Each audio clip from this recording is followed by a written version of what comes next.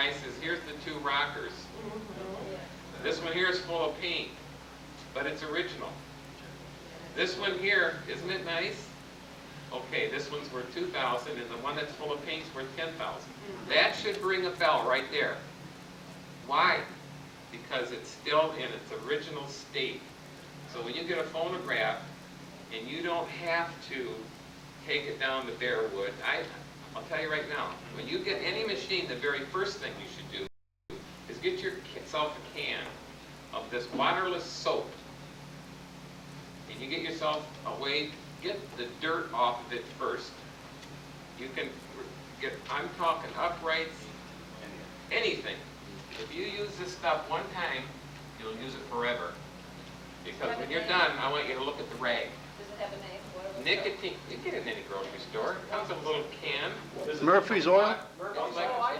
Murphy's Oil. No, it isn't. No, this is Waterless hand cream? Gojo. What's it called? Gojo. Gojo. You get yourself a can of this stuff, and when you have a soft cloth, almost like the material that you kids' pajamas, I don't know what you call that. Flannel. The light flannelette. Take some of that, and then start rubbing your machine down. Just take the back of it for an example. Yes, let's start with the back. Start with the back. We take everything on that rag and get all of it. Now, number one, the nicotine, anything that's in the air. You remember, anytime this machine is in a climate where it's changing all the time, wood has to breathe, it needs to be fed, and if it's not been, all this stuff, when the wood expands and what have you, with temperature change, all this stuff is absorbed in it. Believe it or not, when you're doing this cleaning process, I want you to look at the rag, just from doing the back of the machine, and say, my God, I haven't done anything to this machine yet, and look what I've got in my hand. Now remember, the whole machine's like that. You always lift up the lid and look inside, and God, I wish the whole machine looked like this. Hey, that machine's been closed for years. It hasn't been in the environment. Sure, it's not checkered. It's not checkered because it hasn't been in the warm and cold, warm and cold, warm and cold. All these pianos and that are finished, those early ones with shellac.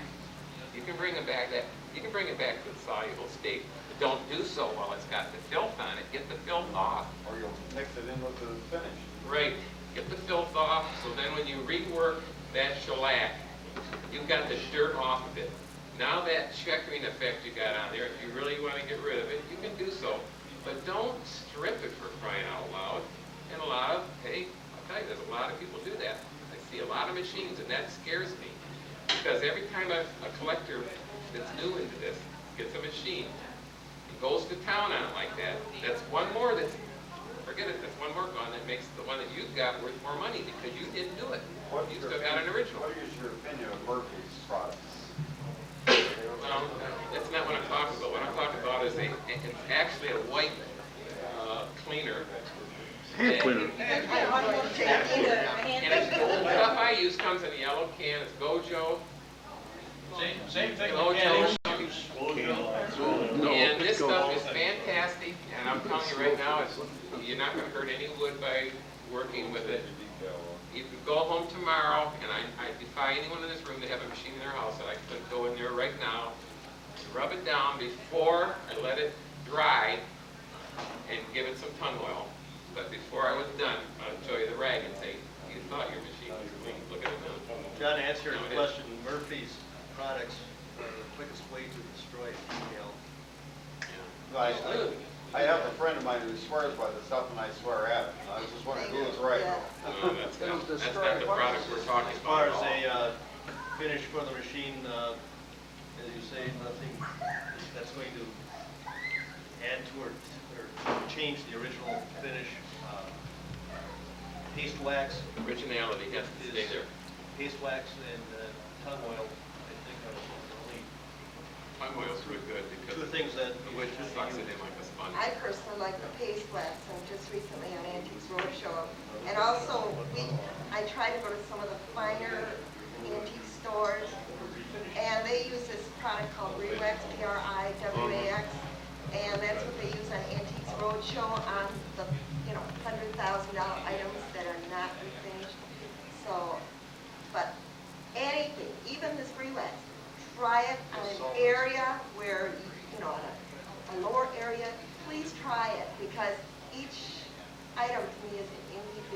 type of thing that went through different climate controls, et cetera.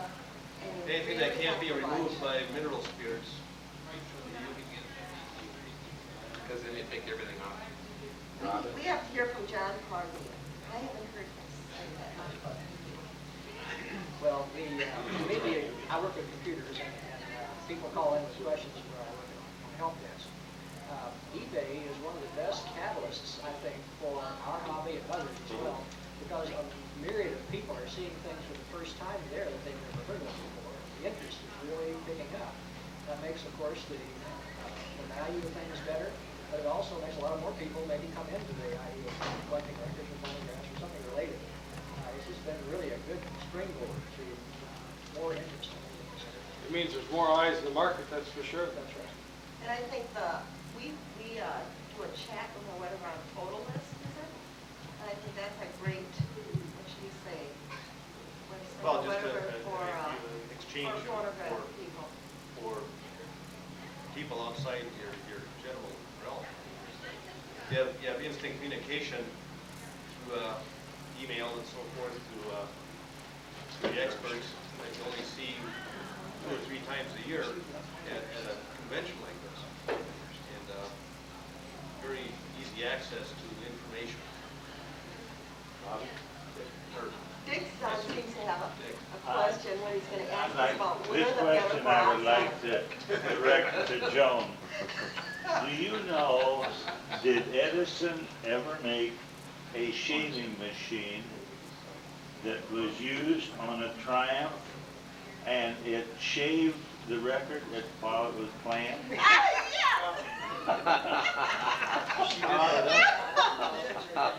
Especially if you have it engaged. Was that the one you tried, Robin? Does that rather well, You have to have a special record, the one in the 5,000 range. Real good one. Kind of bad. Is that the one that only played once? Gets rid of all the hits and scratches. Yeah. Shake it, remember all really well. But the memories that go along with that record. Brings up a point, some of the people at the last auction at Stanton's bought a lot of those concert records that were all molded. And I had a couple people ask me, so what are they going to do with those? They set them on the shelf that we're looking at. And I was told that there's in fact, you bought some of them, didn't you, Mike? I sure did. I did. They were good. Okay, in some cases, I found out with some of my North American cylinders, you have there's mold that will be on some of these records, but a lot of people say, well, if you buy any records that have a surface mold on them, they're worthless, they don't play. But I kind of wonder what they're talking about, because I've taken my home and they do play. They don't play like they're supposed to, and when you have brown wax, it isn't a situation where you're going to be playing them very much anyway, because if you have a brand new one, each time you play it, it gets quieter by the time you play it again. So your best thing to do is to take a record of this type and you make a tape, a cassette tape of it when you play it that first time. And now you know what's on it, and you document that with a slip. You make a slip out with that information on it, and then you leave it in the cylinder itself in the center for future references a year from now or whatever. But I think there's also a guy in that will, there's one in England, there's a guy in England and there's another guy that will take these if you ship them to him and he'll shave them. Yeah. Glenn Sage in California. I wanted the guys to know that you could, don't give up on these records because you can have them shaved, and you can also tell him he's got band selections and certain things that he'll put on there. It doesn't have to be whatever he decides to put on there. You let him know from what he's got available, and he'll put that on there for you. I have a follow-up comment about that, by the way. You were there when I bought the ones in Stanton, of course, but the following day I was in Richfield. I got some that were 10 times more foul-looking. Oh, really? I bought them cheap, and many of them had very interesting record slips with them. That was the reason I bought them. I took those suckers home and I played them, and every one of them played. Yeah. Two of them were Uncle Josh. I think that, some people. And they were absolutely outrageous when I first looked at them. There was You a don't give up on ground thick wax. coating of mold is the way I would describe it. I played them through and they were a little faint, but I could make out what was there. I played them a second time and they got better. The best thing is a lot of times you can at least hear the announcement of what Yeah. the record was, because the mold a lot of times is in the center of the record and works its way out. Yeah. Because the way it sits in the box, the way it has a chance to attack it versus like we discussed at the beginning, moisture is what is the root of the problem and where they're stored. And by seeing this, it should make everybody aware of the fact that humidifier, a lot of our collections end up in the basements, because that's where the wife says they're going to go. That's right. Okay? I think there should be a saying, Edison in every home and a humidifier in every room, or a home humidifier. Dehumidifier, This right. dehumidifier is going to save you so much Right. money in the long run, especially all summer long, when you're having a good old time in the yard and doing everything else you got to do. You got to remember all the condensation if you don't have that thing in there. And you know how often that thing fills up, and you got to dump it. Well, just realize that that is surrounding everything else. And if you don't do this, it'll also attack the wood on your cabinets that are in the basement. And you're going to end up with a lot of nice little white mold that will start attacking the wood. And believe me, if you neglect that, it will eat through the finish. And if it has enough time, You live on shellac. if it has enough time, it'll get to the point where it'll actually turn black into the wood itself. And you're not going to restore that because it will go right into the grain. So, remember one thing, get that moisture out of there. Our machines are, a lot of them in this club are in the basement. And And remember, shellac is an organic substance in home will. Well, if you have central air, you need to include your basement as part of the Yes. airflow pattern Yes. too, because we. I have a comment on your mold, how you can help with it. You'd like it. Okay, Has anybody ever used Jubilee wax? My mother believed in it as a cleaner before it had a aforementioned name. I don't remember what it was, but taking 2 pieces of paper towel and spraying it on lightly. I don't mean gobbling it on there. And take your cylinder and you turn it with the direction of the thing with the cylinder, one of those little separators in the middle of it, like the old shavers. The reamer type, and turn it slowly. I used a dowel that I cut down to the right size and went from there. Turn it slowly, and I don't mean you don't scrape it away, you just turn it slowly, you don't want to scrape away too much, and it takes all visible mold off. Then you take, I would tend to disagree with you. I don't believe it takes the mold off. well, just, the mold actually eats into the It's record. a cosmetic. well, okay, but let me get at it. I'm Remove not, the surface mold only. all right, surface, but I'm not, You're putting a silicon Yes, compound okay. into the wax. well, which what is I'm getting, I'm not changing done with it yet. It's gonna alter it. Then you take a Lysol spray, and you spray it on a cloth again, not till it's saturated, till it's just there. Now you've You got turn, propellant added to you it. turn inside the box. Let the box sit till it dries. I did that many times because I didn't want to throw them away. they do look good. And then I put it back in there, in the box, and turned it a few times, pulled it out, and let them sit till they dried. I'm talking about a process that took me better than 2 weeks. Never adding any accelerant to any. Well, anyhow, Even 78s, you can't do it because what happens, there's people that actually take a WD-40, believe it oh or not. no. Yes, and that was a discussion. Well, all I'm on trying to eBay. tell you is my success On the rate. 78L, where they had taken this to protect their records, they thought. He said if they leave that on there, nothing will attack it. You've got to remember, the chemical reaction that takes place when you have any accelerating lubricant of any kind is no different than any other chemical reaction. Two things that aren't supposed to be together will make something else. And what it actually is doing is taking and breaking down that shellac in that record itself. Do you know that you can take your shellac records down to a furniture restorer? Do you know that they'll take them records and they'll melt them down? And they'll actually end up using them to refinish furniture? How's that? They do it. That's why they're called shellac. That's why they're Well, all I'm telling you though is the way I've done that, and then I wiped them until they were dry that I could tell to the eye. Then I took a hairdryer. I don't blow them hot, I just blow them warm, tried to cause as much to get back in the air as I could.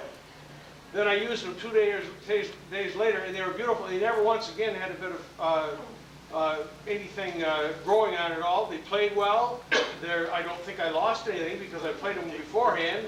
Then I played them afterwards. They ran beautiful. I could put them in the box and they'd stay fine. And I had like upwards of 300 of them at one time. One little addendum to this is, if you are not dehumidifying the area where you're keeping your cylinders, many times if they're in the original cotton-lined box, the cotton will hold the moisture, and sometimes Edison had really lousy cotton. I mean, I found even cotton seeds still in the wrap. And the moisture gets in there, and you can see corresponding dark spots on the cotton as to where the mold is on the record. So if you're not going to dehumidify the area, you take them out of the box. It's actually keep a first them cylinder in a box for the cabinet. best. They had an actual cardboard sleeve in it. The spindle box made it so the cylinder itself actually had an air chamber around it, giving you the effect of the guy that stuck them inside the potato chip can, for example. They were confined, but they weren't touching anything. And they also, with the lid on them, they were making it so the atmospheric couldn't attack it. The only thing is, once you got moisture able to get through the cardboard or anything else, the moisture is the bottom line. That's what does everything in. Is it? How about some hints for cleaning the celluloid cylinders? Well, one of the things is a trick that I've heard from a lot of people is, believe it or not, baby wipes. You know these baby wipes that you have? Yeah.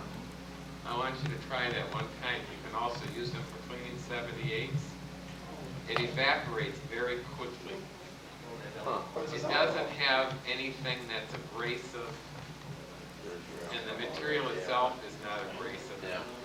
And immediately, right when you're done cleaning them, I want you to look immediately at that baby wipe. You got all the crud that was on that record, even at the 78, you pick up and it's really dirty. You have first thought is, if I start wiping this off and that thing's full of sand, I'm really going to screw up the record. But the record's already so much full of it, what can I do? Well, you can wash the record with water also, and try and get some of it off that way. But if you're trying to really lift any of that others that won't come off of the water, whatever's in the baby wipe does remove it. I'm not saying that this is the best method, but it's a method that someone passed on to me, and I tried it, and I tell you, it is very good for cleaning. Blue amber roll cleans them really nice. Boy, if it does, if it's Well, accelerating fast. okay, alcohol is something that you're supposed to use when you clean diamond disc. I don't know if it's That's on my. Well, 78 is, that's Alcohol is a so if there is alcohol in it, then it wouldn't be a good idea. But I've used it to clean blue amber rollers. That's the biggest thing I've used it for, and I've used it for cleaning diamond disc. That's mainly what I sell is blue amber rollers and diamond disc. I agree. I'm not really I deal on some of the other records, but as far as collection goes, that's the only thing I collect. I've used a solution of alcohol in warm water. What kind of temperature? I went to the drugstore and tried to get alcohol like you used to do. Denatured alcohol. Yeah, they told me to get Georgia moonshine, which I did, but I haven't used it yet. I mean, at the records. I still got alcohol at the drugstore. I went to 3 different drugstores. Yeah, it comes in a little plastic So bottle. 91% isopropyl Oh, that's rubbing alcohol. No, that's for cleaning the diamond disc. It's isopropyl. The easiest alcohol you can get is 180 proof vodka. There's nothing in it but alcohol to trace the water. I have a doctor friend, that's what he uses. He uses vodka to clean his finest records. Not gin. I was going to bring that up, but I thought everybody laughed. But I No, that's what he told me. I know a number of people that use that. Yeah. Alcohol on the celluloid, on the diamond disc and Yeah. blue amber. And the blue amber roll. The Grubbing, Edison said use it. the product that's labeled rubbing alcohol, and if you look on it, it says 70-some% alcohol. If it's labeled rubbing alcohol, it can have a small amount of oils in it. So that, you know, it's easier for someone who is using the alcohol to rub against skin, they put a little bit of oil in there. You should try and stay away from that. If you're going to use isopropyl alcohol, go for the 90 or 91%, which most major chains like, you know, CVS and Rite Aid and that, they do carry a bottle of that. Good point. There were A question in the back here. There were companies that made a record cleaner, by the way, and we discussed it at lunch today. And I had recently bought on eBay from a guy that he said no one would bid on it in its original cardboard box. And inside is a bottle that was used to clean. It was a solvent that you put on the record and cleaned it before you played it. And they told you the reason for this is once you put your needle in, you don't want what's on your record to be destroying your record. This cleaner takes all of that off. So if you have your lid up on your phonograph, for example, and all the stuff that's in the air, when it lands on the tables and everything else, and you put your hand across, you see that you got all this, well, it ends up on your records too, if the lid ain't down, I guess.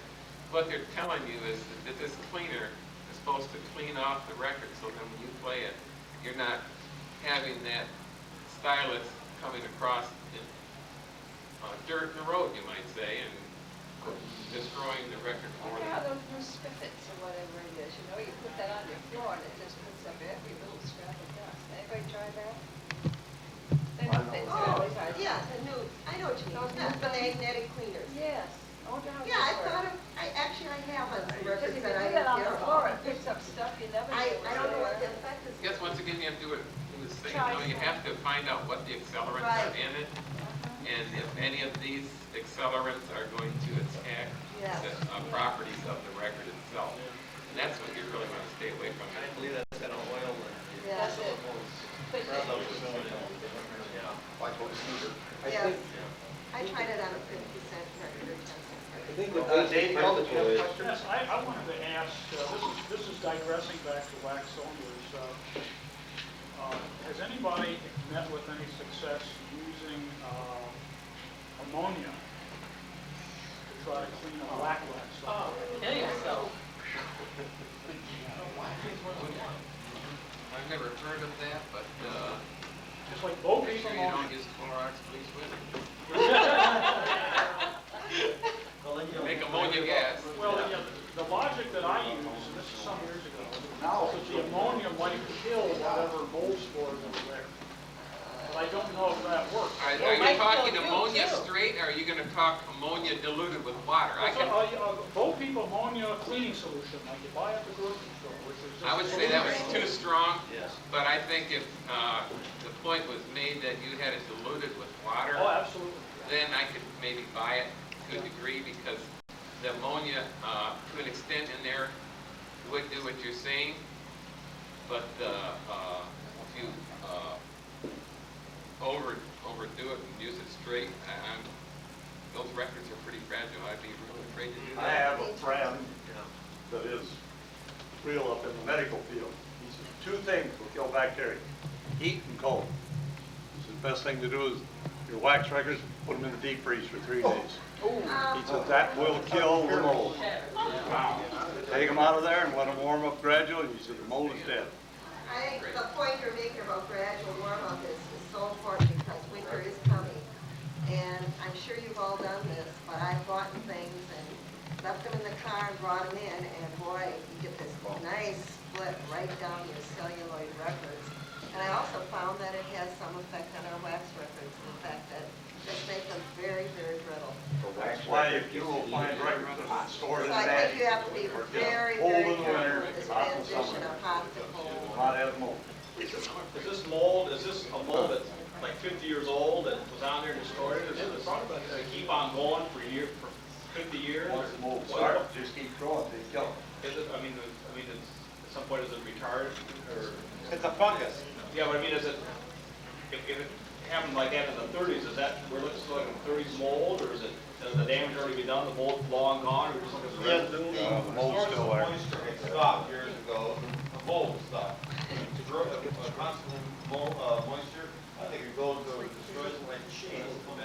Okay. Well, just a field goal. So a lot of these records and oils long since evaporated, and ingredients and so forth that the mold may have fed on. And it's very possible that the mold wouldn't live on things anymore. Well, I mean, that's, I mean, are you treating something as a symptom or the cause? I mean, are you treating something that's already happened, or, you know, put ammonia on it to kill the germs that they've been dead for 30 years? That's not I think you may be treating a symptom at this point. I think it is a symptom. I don't think it's actually alive anymore, but it's done a great deal of Oh, damage. yeah. But the oils eventually dry out from the cylinder. We did an article some Yes. months back. Yeah. University student took electron microscope photographs of cylinder mold. Yes. And he reported that he was unable to get the mold to grow again. And he thought it was because whatever it was that they were eating no longer existed in the record material. That was an excellent article. There may be two Very good different photography. strains too. If you look at a heavily molded brown wax, it appears to be molded possibly all the way through. Inside out, all the way over the surface, inside too.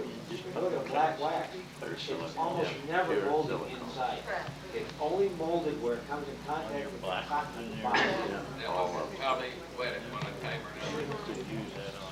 Was attacked because that, once it gets wet, and it's not where the air can get to it, it stays wet a lot longer. And then that mold is living in the cotton and it's attacking the cylinder itself. I mean, if you find some of them, the mold effects on those cylinders are different. They're not always the same.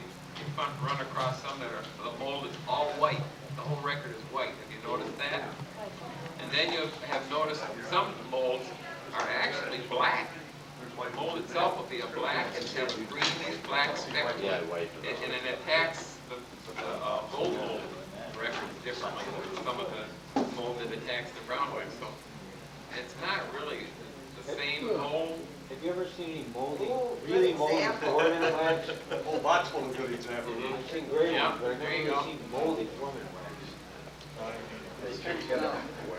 Don has a question? Yeah, about a 100-year-old friend of mine, and Dave knows him, that taught us about, you know, the wax and so forth. He recommended to me, you know, I've been doing it for 25 years, is pure silicone. And that's what I use to do any of the cleaning of all my wax cylinders. And I know he did them for 40 years or something. I've been doing them for 25. I certainly have never noticed any, you know, deterioration effect whatsoever now. It's a little bit of a cosmetic thing, you know, like we all know, but as far as doing a cleaning and preserving, and the only thing I can say about it that's negative is you got to be a little more careful. You wipe them off when you handle them so they don't slip out of your hand when you break them. But pure silicone. Well, all I know is the library of Congress, you don't use silicone anywhere. I was just questioning the man's age and why he came up with the idea because that medium wasn't available back at that time. Well, I'm saying he, you know, told me about 25 years ago, but he'd been a record and a phonograph collector prior to that. And silicone was so, not a medium. right. Well, they had silicone wire dryer requirements going back to World War II. You don't spray the For record. drying spark plug wires under the Or you hood. spray the cloth. Military had that thing back around World War II.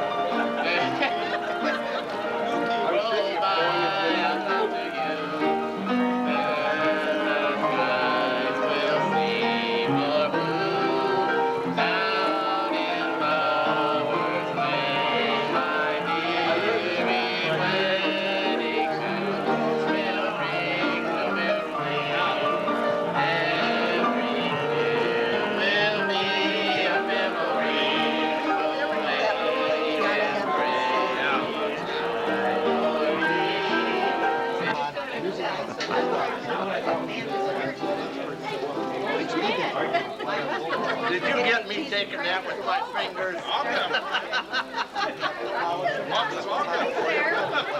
Always in line, or you? Was good to begin with, you don't know what it is now, do we? This is an exceptional event. Wow, you're on candid camera.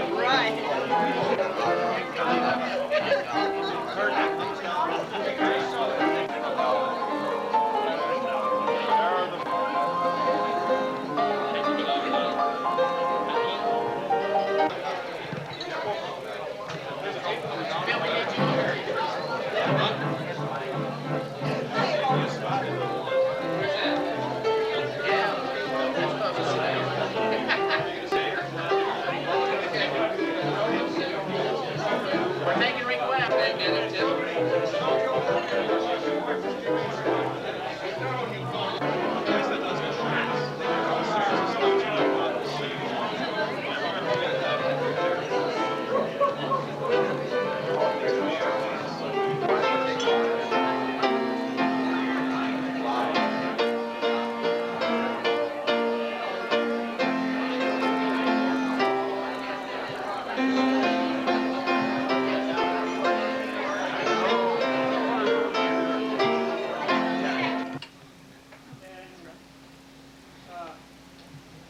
I'm lost for words on the coming Phonovention for the next year, next decade, and I hope everybody keeps it going. We have a wonderful club with members all over the world, even Australia. I want to thank everybody for attending, and I'm going to turn over the Master of Ceremonies to John Hogger.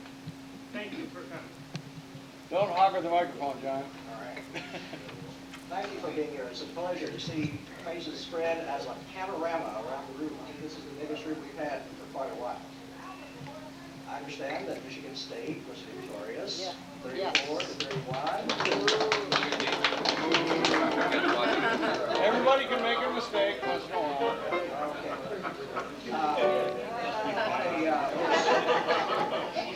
On a more somber note, I would like to ask you to join me as we observe a moment of silence for two members that have left us, one more recently and one not so recently, Dwayne Wilkie and Bessie Sider.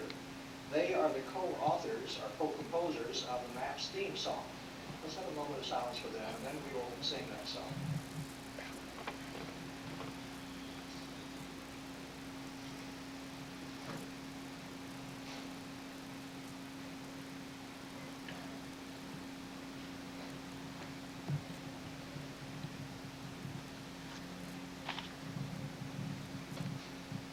Thank you very much.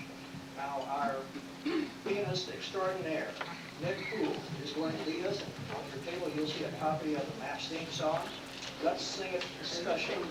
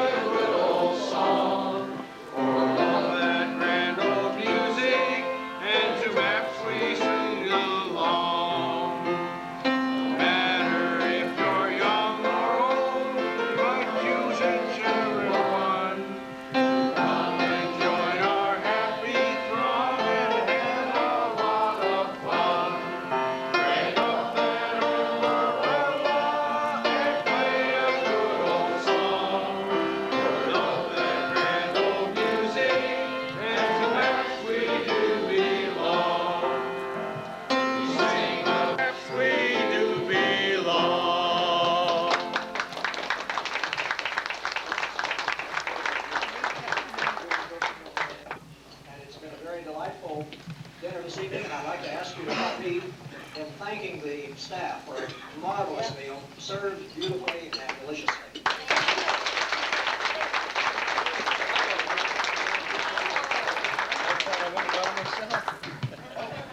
Thank you.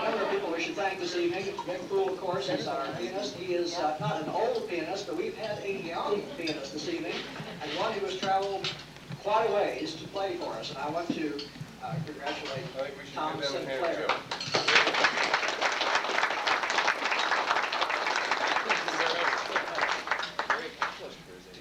Also, it would be untraditional and remiss of me if we did not honor the editors of In the Groove. The paper has been a superb vehicle this year, and it's getting better, I think, with each issue. I want to thank and congratulate Phil and Eileen Stewart.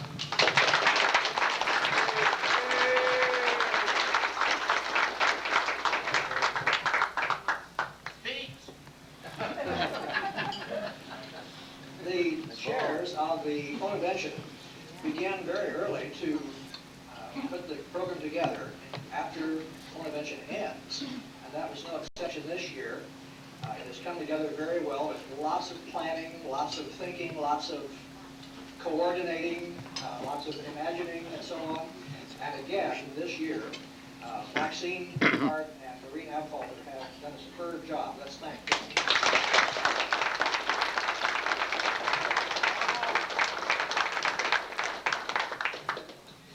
Program chair this year was Mike Christians, and I'm going to ask him if he would like to recognize those who helped him. Mike? Absolutely. Bob Nix.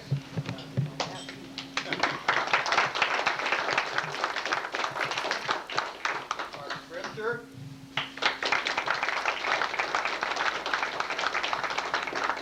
Jack Palmer, who was the last minute standing. Charlie Gregory.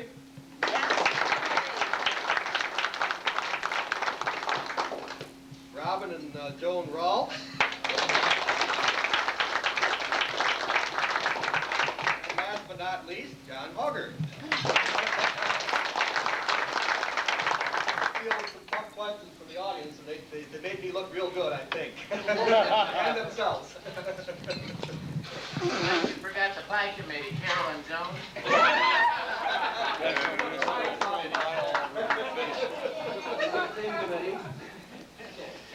Thank you very much. The display chairs were Ken Stokes and Johnny Johnson. Beautiful displays this year.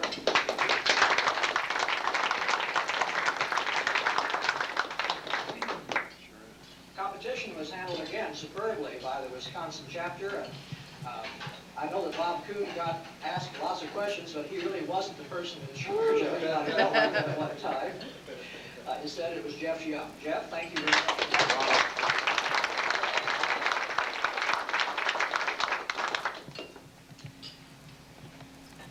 After traveling from down under, as we call it here, for around 40 or more hours in airports and in the air, the Sinclairs have finally realized a dream that I know has gone on for at least 10 years, maybe more.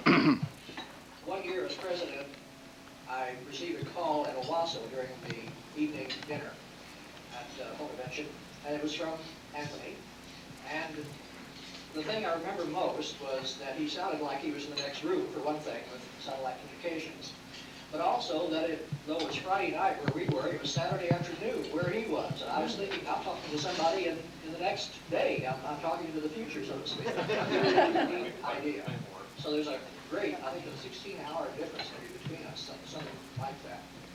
But I've asked Anthony if he would make some remarks and kind of tell us about them and anything he would like to speak about for a while. So Anthony, come to the mic if you would. Let us hear from you. And let's welcome Tom.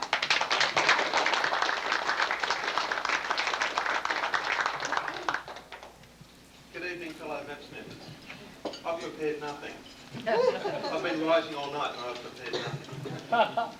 Very, very difficult to know what to say. There's no point in me talking about phonographs because there's a lot of people here that know a lot more than I ever possibly can. What I would like to say is thank you for having me here. I've been a member since July 1986. Dorian Apple figured that out for me. There are so many people here that are familiar names from In the Groove, that are familiar names and voices from the telephone. And poor John, putting up the telephone calls for me, disturbing Christmas dinner. Dreadful person. And I normally time it as accurately as I can. And just to make sure I get the time right, I ring the local international directory assistants. I ask them a few hours beforehand, what time do I have to ring here in Australia to get people at 7:45 at night in Michigan? I figure John should have just sat down for tea by then. To the incoming president, whoever he or she may be, good luck, I'll be disturbing you at dinner. I have met more Phonograph people here last night, today and this evening than I have ever met in all of my life put together. And I have liked every single person. And I don't like meeting people. I find meeting people extremely hard. In the industry that I work in, I talk to about 6 people a week. I don't see anyone who work by myself, and that includes my business partner. For me to meet people and instantly like them, you must be a wonderful girl. I was also given the honour, and I mean honour, of being a competition judge. That was fascinating. I was seeing and judging machines that I have only ever seen in books. Admittedly, I have machines at home that are probably just as rare and certainly would not turn up here. But my machines are not in books. These machines here are machines that I've read about, that I've drooled over, that I've lusted after. You know, Kenny has made a real fine putting his foot forward to our member. You know that machine up there on the table? Which one? That one right there? Yes. He's generously offered to bring that down to you. I think Al, very nice pie in the face, man. Should bring it down when there was a maths meeting organised in Sydney. Oh, wow.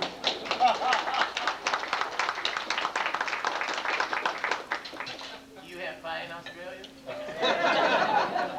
I'm sure I can get a very special one. He'll be there.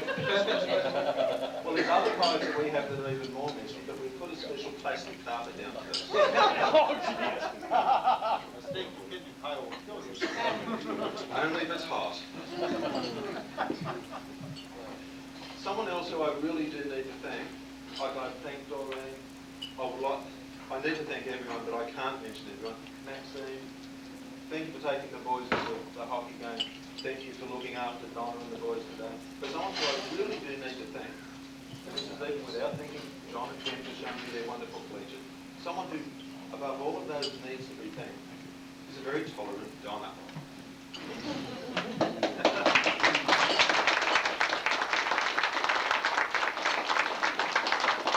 You mean this the marsupials?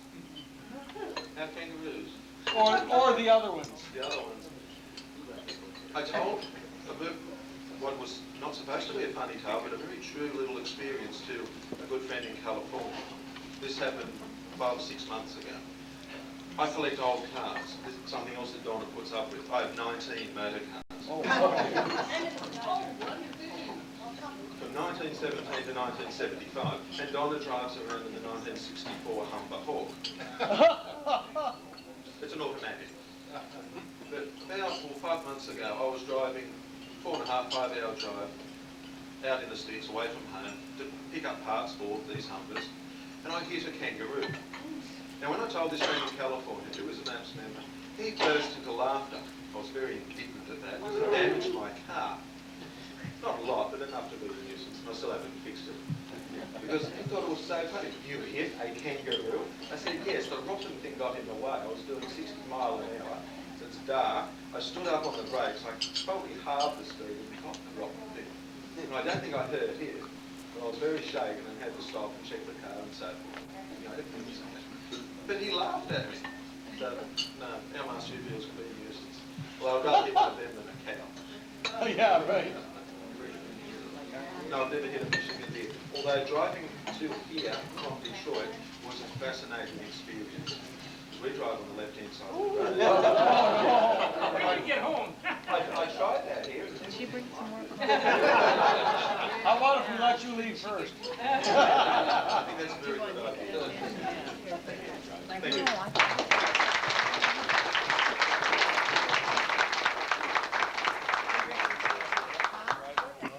you. Well, we have 4 sisters here, and 2 others with grandma back down under, so it's a very fine thing. We really are very pleased to have you with us, and it's been a long time waiting. We think it's been worth waiting for. My uncle Albert was a bartender for a while. He didn't like the work. He was never the kind of person who could lend a beer to anyone. And it was pretty much a mechanical thing to him.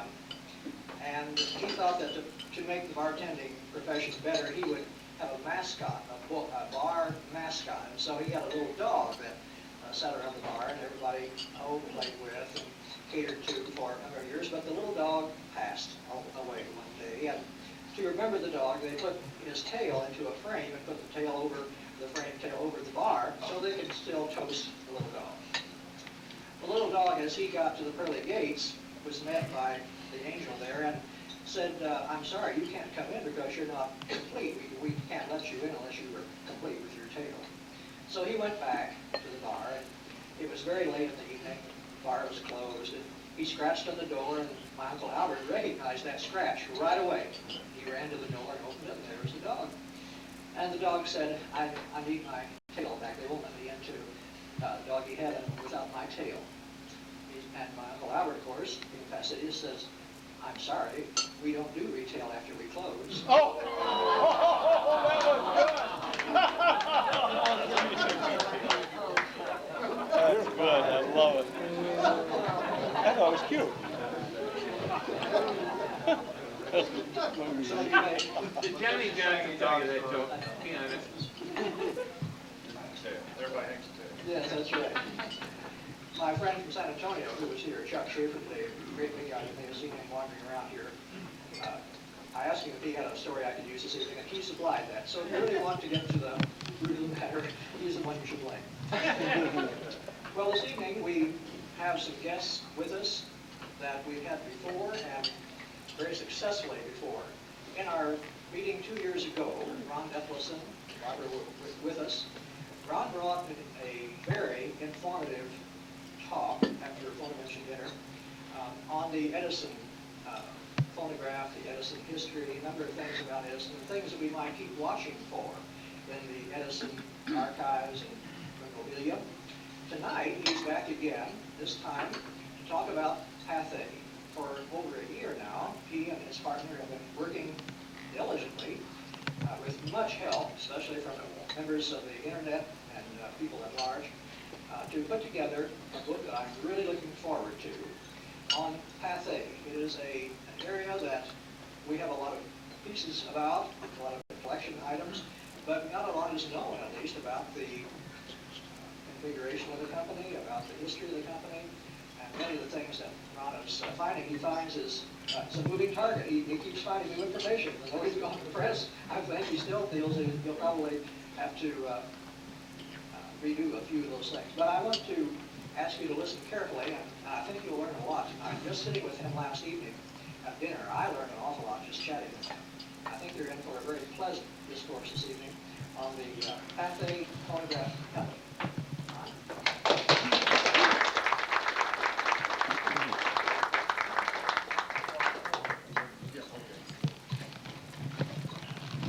We're going to take a brief moment here while we change from the stand mic to the lapel mic, see if it goes well.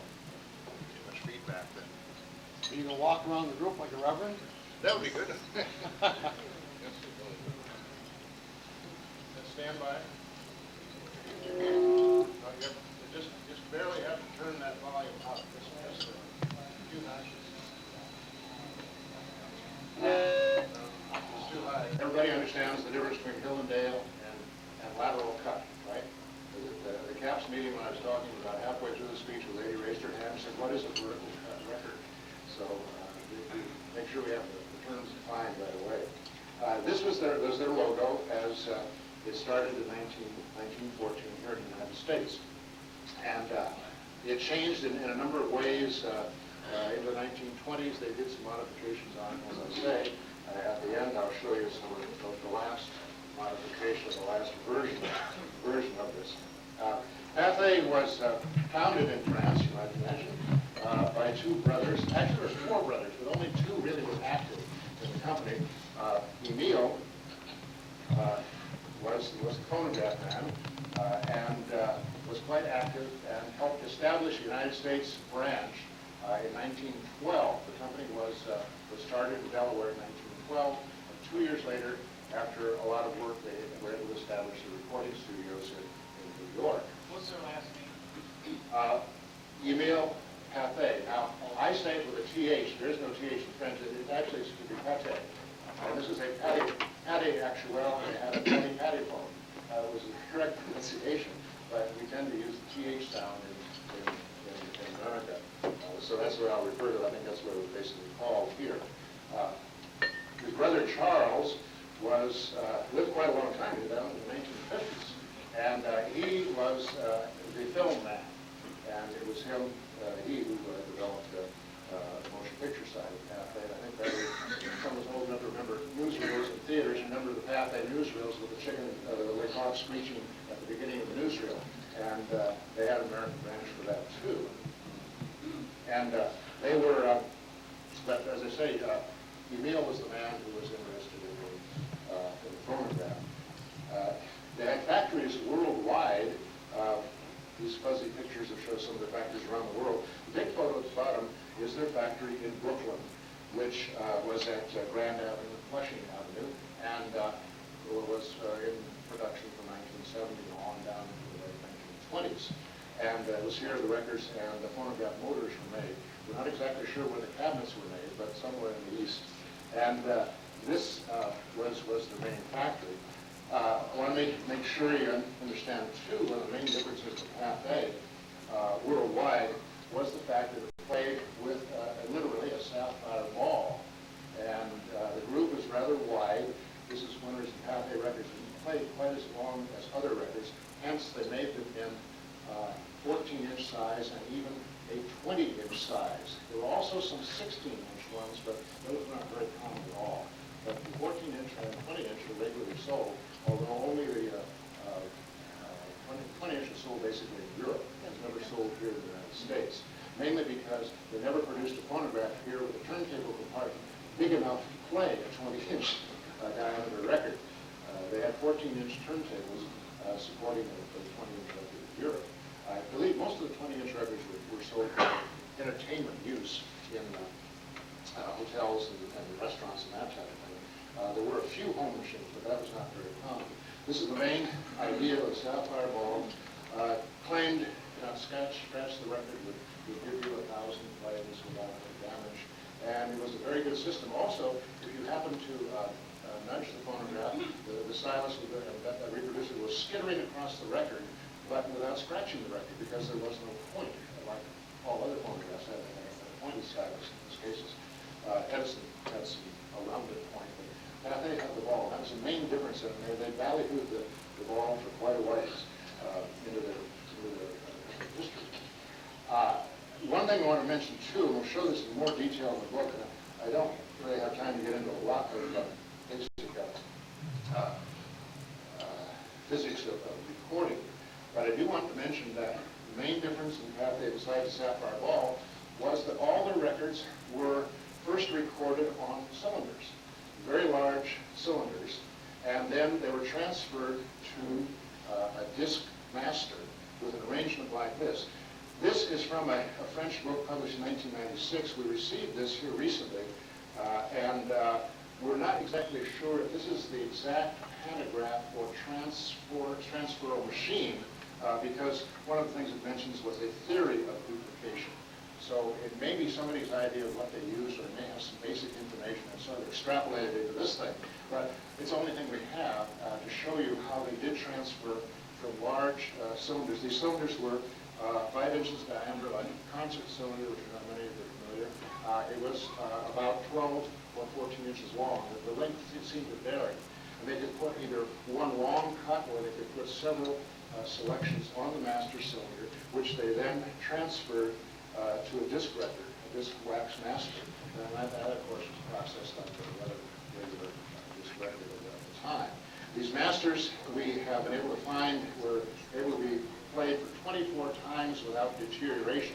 So they could make 24 wax masters in from that they could make mothers, and then from that they could make stampers, which made who knows how many different commercial copies.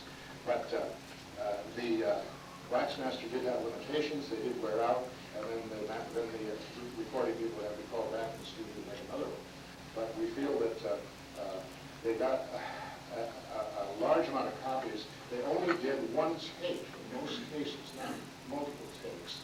And that seems to say that they were able to, the 24 plates, make all they wanted to. And on occasion, bring the people back for another recording session with another master cylinder.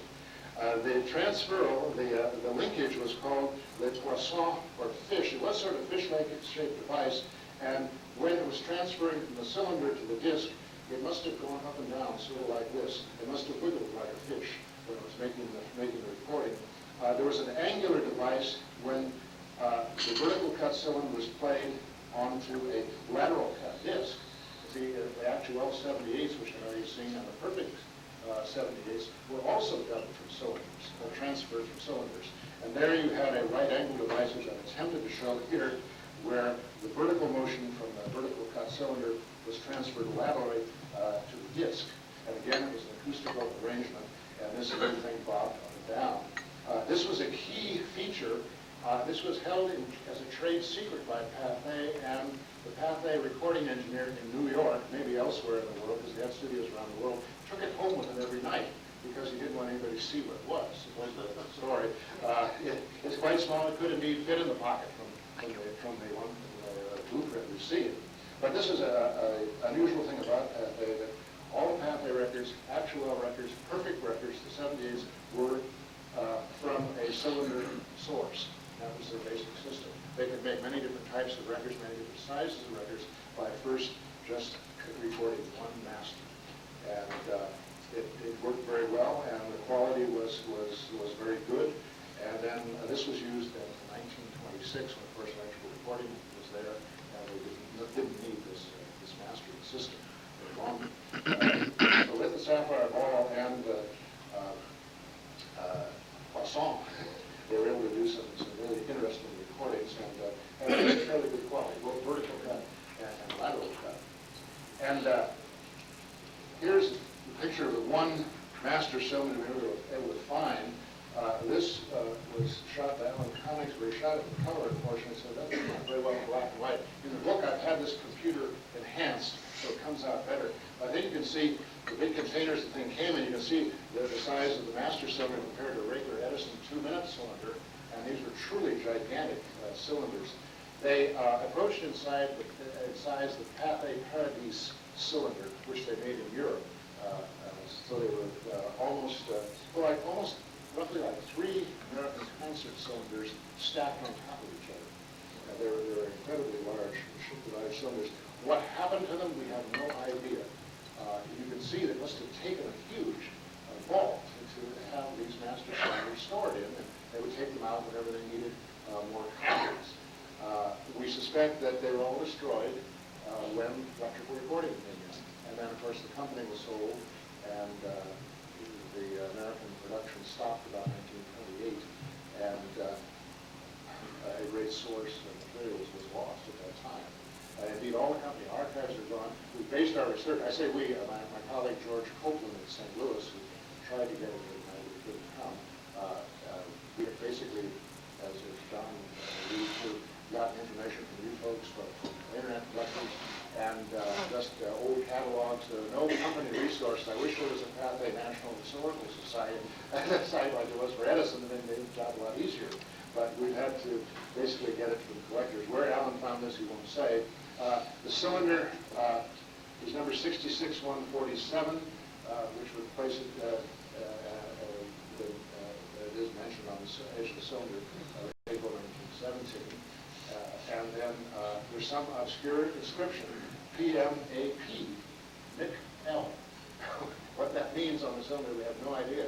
But it was numbered, and I guess whatever that inscription meant was enough for the cataloging people in the vault to pull that cylinder out again when they want to make copies of it. But this is the only one we know of. We've heard that there's some in the Danish National Museum I emailed Eric Reese to try to check on that, and I've not heard back from him yet. Supposedly there are dozens of these that do exist in Denmark, but this is the only one in the United States, and we'll have an enhanced picture and book to give you a better idea of that. Any questions on that process? It's a pantograph, not a true duplication by phone to phone or anything like that. Yeah. What was the revolutions per minute on the big cylinder? We're unsure. The blueprint this came from has the figure 160, but we don't know for sure. And neither do we know the exact size of the groove on the master. Maybe that will be revealed to us as we go along. We hope the book will shake loose a lot more information, and we'll be able to give you a more definitive study. The American records look like this. These were prefaced with a B number. This is B5052, Maurice Latiche Maxi dance piece. These were recorded in New York City on cylinders. The cylinders were then pantographed disc wax masters that were shipped to France and processed there into finished recordings, and then the finished recordings were shipped back to New York and sold. And they did this through the early years of World War I. How they ever got into the German submarine blockade and this type of thing, I don't know, but they did. And it wasn't until mid-1915 that they established an American pressing plant in New Jersey, but still after that they were sending European pressings to New York to sell. It was an interesting situation. But they had, in those days, of course, there were no skyrocket hits, there were no charts, and records were popular, music was popular for 6-8 months, so there was no real rush to get them back from Paris, so they didn't really count as a sales at all.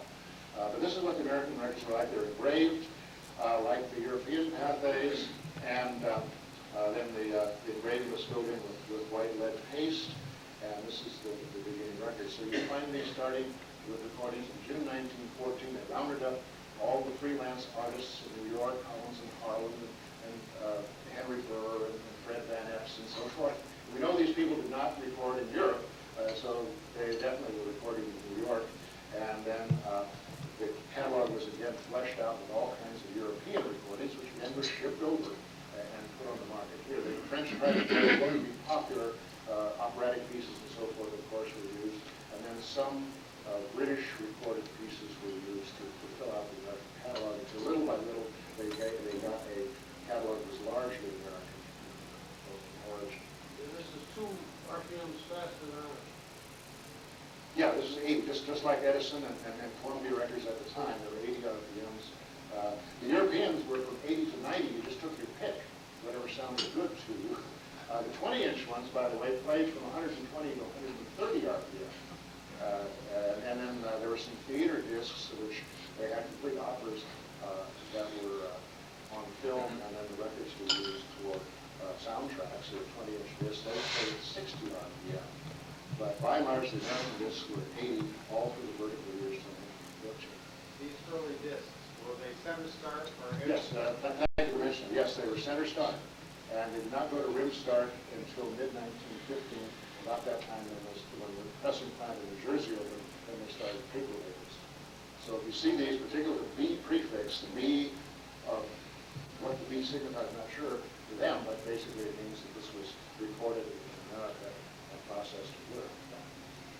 Is there any known reason why the center starts? It has something to do, first of all, with centrifugal force, that it tracks better as the thing is thrown out to the edge of the record. Also, it sounds better as you get out to the record. There's more record passing into the stylus, so they have a greater speed. And also, Pathé tended to orchestrate its pieces so they came up to a roaring crescendo at the rim of the record, which made them sound even better. Yeah. In other words, your rate of speed underneath the stylus is greater on the edge than the inside. Yeah. And for a crescendo, you need a faster linear speed. And even professional recordings in the United States were center start. Same reason. They were center start. Professional, like transcriptions. Yes, yeah, the radio transcriptions in the 30s, yes, the same thing. The X-Star is technically the best. Yeah, that sounds worse as you go to the center of the record. So that's one of the reasons they use the center start as opposed to the rim start. But they switched to rim start because all the other records in America were the same way. And it was sort of a strange thing. Also, if you've ever tried to play a rim start record, trying to set the stylus down when you don't have anything to rest your hand on in the center of the record is difficult.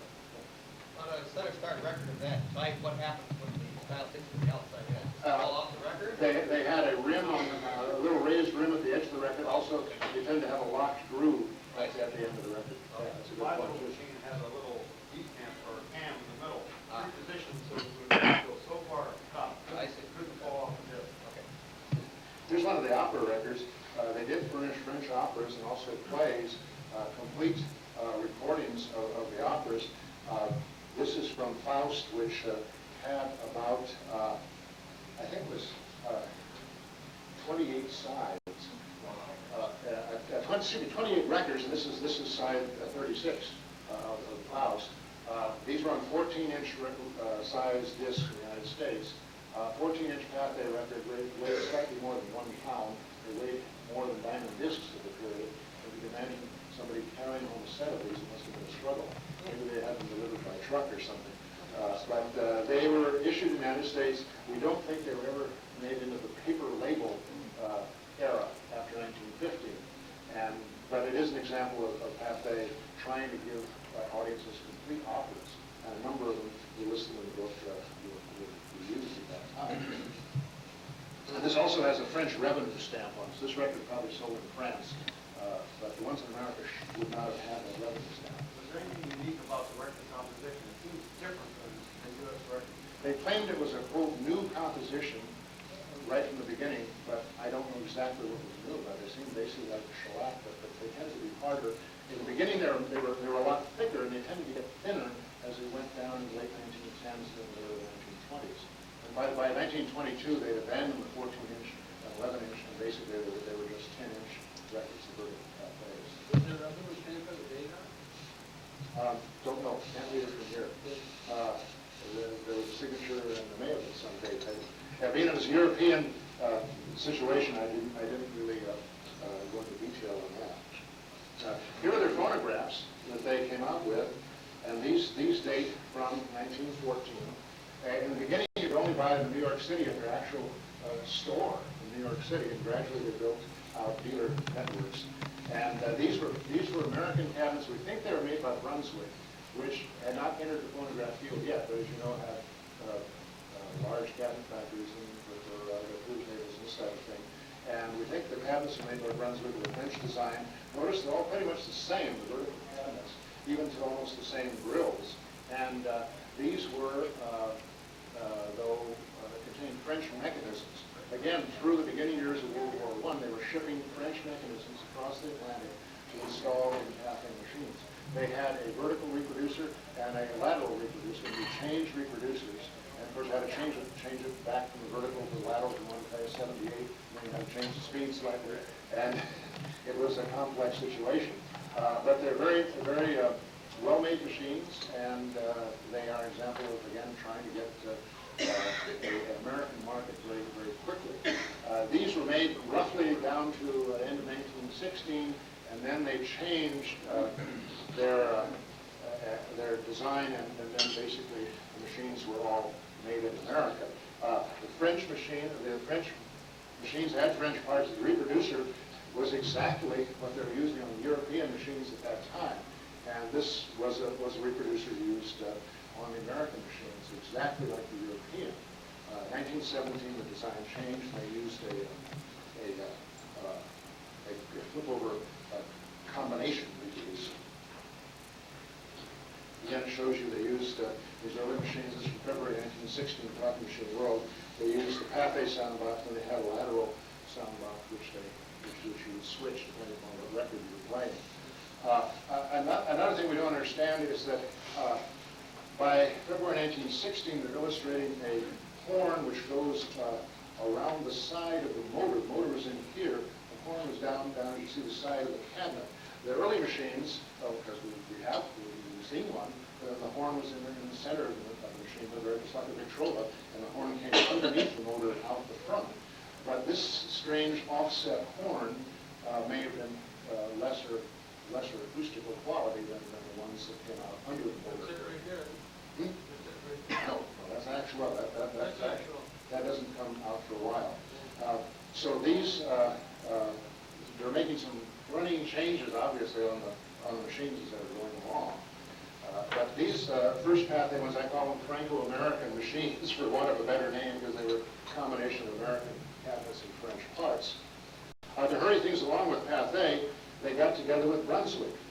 And Brunswick started to make phonographs around 1916. And so here was a machine that was available, but Brunswick did not make records. So they got together with Pathé and developed a partnership. Pathé supplied the records, and they were available in Brunswick dealers. And so Brunswick then had something to play on its machines. And the machines, again, had lateral and vertical reproducers that had to be changed when you changed the record. It was a full-fledged partnership, and it was active, and these machines were made, and as you see, they have a Brunswick Pathé phone logo. Has anyone ever seen one? Has anyone ever seen one? Mine doesn't have that logo, but it has that cap.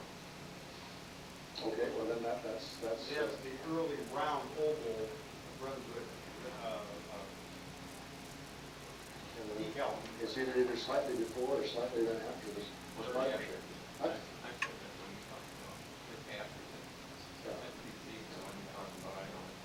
The partnership lasted from, this was August 1915, in fact, August 15, 1916, lasted until late 1918, and then by then Brunswick was ready to come out with its Altona, and then the partnership seemed to be severed. But there was an interesting tie in there, and they worked at it very well. There are a number of ads in the talking machine world, and there's a clearer picture of what the machine looked like. This is from 1917, but they were definitely pushing the Pathé. They make a super motor permitting playing of several 14-inch Pathé records at once, at its succession, and they, of course, highlight all their experience with wood making and this type of thing. So it was an interesting tie-in, although the machines perhaps largely were only sold in the Chicago area, I don't know, for sure. But as I said, in 1917, they redesigned the machines and came out with the Pathé phone, which is here. The Model 10, the Model 7 were rather common. Perhaps you've seen some. I own a Model 10, and these were inexpensive machines, roughly selling for around $100, maybe $25 at the most, mahogany or oak, and these were the best-selling Pathé phones from 1917 down into the 1920s. They made them in several versions, table model versions.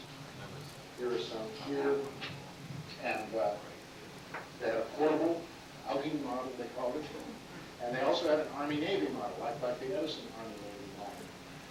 So they were really trying to give a good range of phonographs for the value.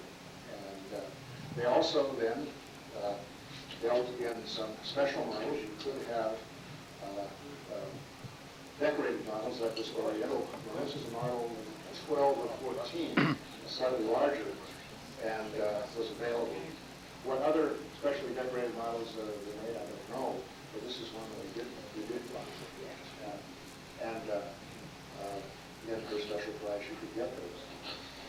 And then they made a big change. In 1918, they came out with the Actuel. We have a period model, an art model example here. This was introduced in October 1918, and then nothing happened. For some reason, it never came on the market until 2 years had passed. And in about the same time in 1920, then the Actuel was actually marketed. Why they waited 2 years after advertising the thing heavily and announcing it and making a big deal about it, inviting the New York press in to see the machine and listen to it and so forth, and why they stopped, the only thing we figure is maybe Victor got after them with the tone control door patents. Although, as you see on this machine, the whole machine opened up. It had numerous doors. It didn't just have one tone door. But they may have slowed them down with patent litigation. Or there may have been some problem with getting enough supplies, enough raw materials during the war, as World War I was winding down. Even after the war, there were problems with getting materials. Maybe that kept them from introducing the model in 1920. So these actuals did not really come out until 1920, even though they were introduced in 1918. This is one of the first models, Model H. This seems to be the most common one. I've seen a number of these, and you probably have too. The big difference, of course, was the cone speaker and the idea of eliminating the horn. They claimed it was a superior quality and was just a marvelous way of diffusing the phonograph sound all over your house, because as you see, the cabinet sort of fell apart and you're able to open it wide. Thanks to Dave Atmiller, have this machine here. We have a demonstration record, which you may want to listen to for a bit. This is done by Russell Hunting. Remember Casey recordings. Hunting was the main recording director of Pathé, main artistic director worldwide, and he did a lot of recording. This is a demonstration record where he demonstrates the superiority of the Pathé record, and also, of course, demonstrates the actual machine.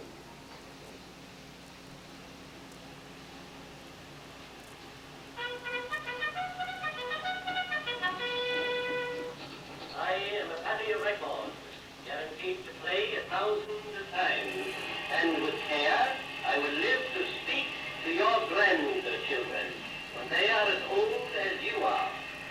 I differ from other makes of records because I am played with a sapphire ball instead of a needle. The sapphire ball is round, smooth, and permanent, thus eliminating the trouble of changing sharp-pointed metal needles, which cut and rip the record. The patio repertoire of recording is acknowledged to be the finest in the world. Patty reproduces each and every tone faithfully. Hark to the delicate tones of the Hawaiian guitars and ukulele, played by Louise and Florida.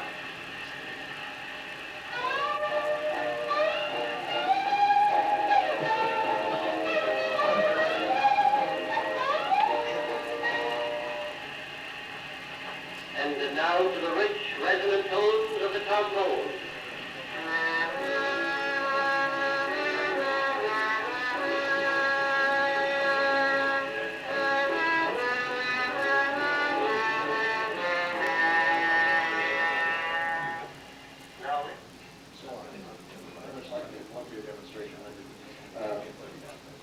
I don't believe they ever made an actual demonstration record describing the basic advantages of actual, but it was well advertised, and starting in 1920, then it was produced and available in the market. This is the most common model. Here's a patent drawing. We were able to find the original patent papers for it. This, thanks to the U.S. government, was available, and well, that's the way it was in the patent paper file. This was invented by Marcus Hopkins, and then Pathé bought the rights from him and then called it the Pathé Actuel. As you see, this is the way the things. So it was from 1913, and then the patent was finally granted in 1918. So the patent was there, the machine was there, but they didn't put it on the market for 2 more years. Why exactly, we don't know. Then they also made some running changes in it. Here's a patent from 1921 where they made a new stylus flip-over device to change from lateral to vertical. They found that many people, were putting their fingers through the speaker when they went to rotate it. To change this from lateral to vertical, you have to rotate the speaker, rotate the whole cone, and they found that people were tending to put their fingers through it and sort of spoil the reproduction. So to get away from that, they made it so the cone did not rotate, and you basically turned this cap on the top of the machine here, and that rotated through a system of bell cranks, rotated the stylite from vertical to lateral position, and then going on, there was this tube, very much like this pointer, about the same diameter of a rod like this inside the tonon, or the tube over here, and that ran to the speaker and vibrated the speaker. I was interested to see a Pathé radio speaker here on the table earlier, using the same principle. They, on the radio speaker from the driver, electric driver, actually had another basic rod going to their cone, radio cone speaker. They really showed us directly the relationship to the phonograph speaker that we saw today. And we don't know whether this was ever on the market. You see, September 6, 1921, this was very late in the model run of the actuels. So I don't know whether this was ever put into practice, but it was a way of perfecting the instrument, making it less vulnerable to use or misuse by folks. They made some beautiful models. This is an example of the Sheraton Pathé. The flap lid opened up on this end of the cabinet. As you see, the door opened up. There were side doors also like on this, and there was record storage over here. And this really wasn't a direct speaker for the phonograph, but it was a console model along with the model of this one. There were a large number of art models for Pathé. This is a Gothic model L. This is also the Gothic, but in a much smaller version. And this again had doors which opened to the side, doors which opened to the front. Again, the whole cabinet sort of exploded, or almost became non-existent in order to play the records. These were also all available with electric motors. Notice this has a compartment over here. It has a separate compartment. The door closes, you can't see the crank. So it looks like a very nice piece of furniture. You didn't have the crank sticking out of the side of the cabinet like you do on most machines, even with very expensive controllers. And of course, you could eliminate the problem entirely by getting an electric motor. They weren't very much more expensive, about $50 more than the crank models. But this is an example of one of the big Gothic models. And then you can go on from there. And here's another model. We'll have it enhanced in the book. I can't read exactly what the letter model. They lettered all of these machines. Now beyond this, and I didn't copy them because the reproductions we have are so faint. There was another model, line of Gothic machines called the Classique, C-A-S-S-Q-U-E, Classique. And they look very much like radiolas, a strange, squarish, very severe cabinet, large, tall cabinet models like this, but evidently containing the actual mechanism. The illustrations we were able to get out of the catalog were actually as a copy of the catalog, so we're making a copy of the copy for the book, which is the best we can do. None of the doors were open. We couldn't see how the mechanism was arranged in these Classique models, and we don't even think the Classique models were on the market. But they weren't on very long, because again, they came very late in the model history of the machine. Also, 1921, Pathé, the U.S. company, went bankrupt, went into receivership, and we think then basically the actual models, except perhaps that first one I showed you, the Model H, were pretty much taken off the market. In 1923, they came on with another line of basic straight 78 lateral phonographs without any vertical features on them at all, and produced 6 different lines that way, but basically straight 78s. We know they advertised the actual into mid-1923 in the talking machine world. Beyond that, we're not sure whether the actual survived longer than that. That's one of the reasons their late introduction. They were introduced as the company went into bankruptcy. Also, they were introduced right at the beginning of the post-World War I recession. World War I, late 1920, 1921, the country was in a severe recession, and that probably limited sales. People just didn't have the money to get these machines, so that's why they probably are so rare. And then, lastly, the last step is the Pathophonic. They did try to compete with the Orthophonic by bringing out the Pathophonic in 1926, September 1926. It was introduced to the New York Radio Show in June 1926 with 4 models. This was a baby one. Charles had one of these, correct? No, I had the 270. Not the big one. Okay. Yeah. Okay. That was Pathé. Yeah. As Charles told me the other day, they were rather poorly made, poor cabinets. This one wasn't too bad, but the 275 was. With strange, twisted, reconfigured horn. They had a 112-inch total capacity for the horn. you figure that orthophonic cadenza control is 72 inches.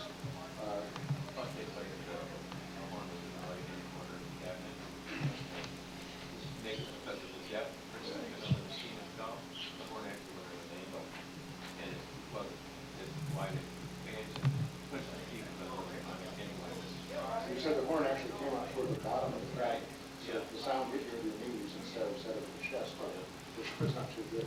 But this was the last Pathé device. There was a portable that they brought out in 1928 that was produced by other people, but this is the last one that probably was produced in that Brooklyn plant I showed you earlier. The labels on Pathé were buried. This shows you some of the ones that were there.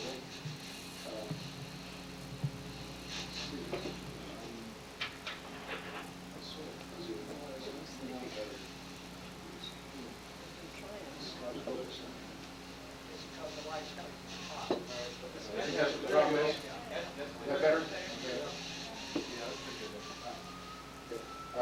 They did some celebrity recordings, Babe Ruth telling his own story about him in the baseball. There's some controversy about that. Some people think it's Russell Hunting instead of Babe.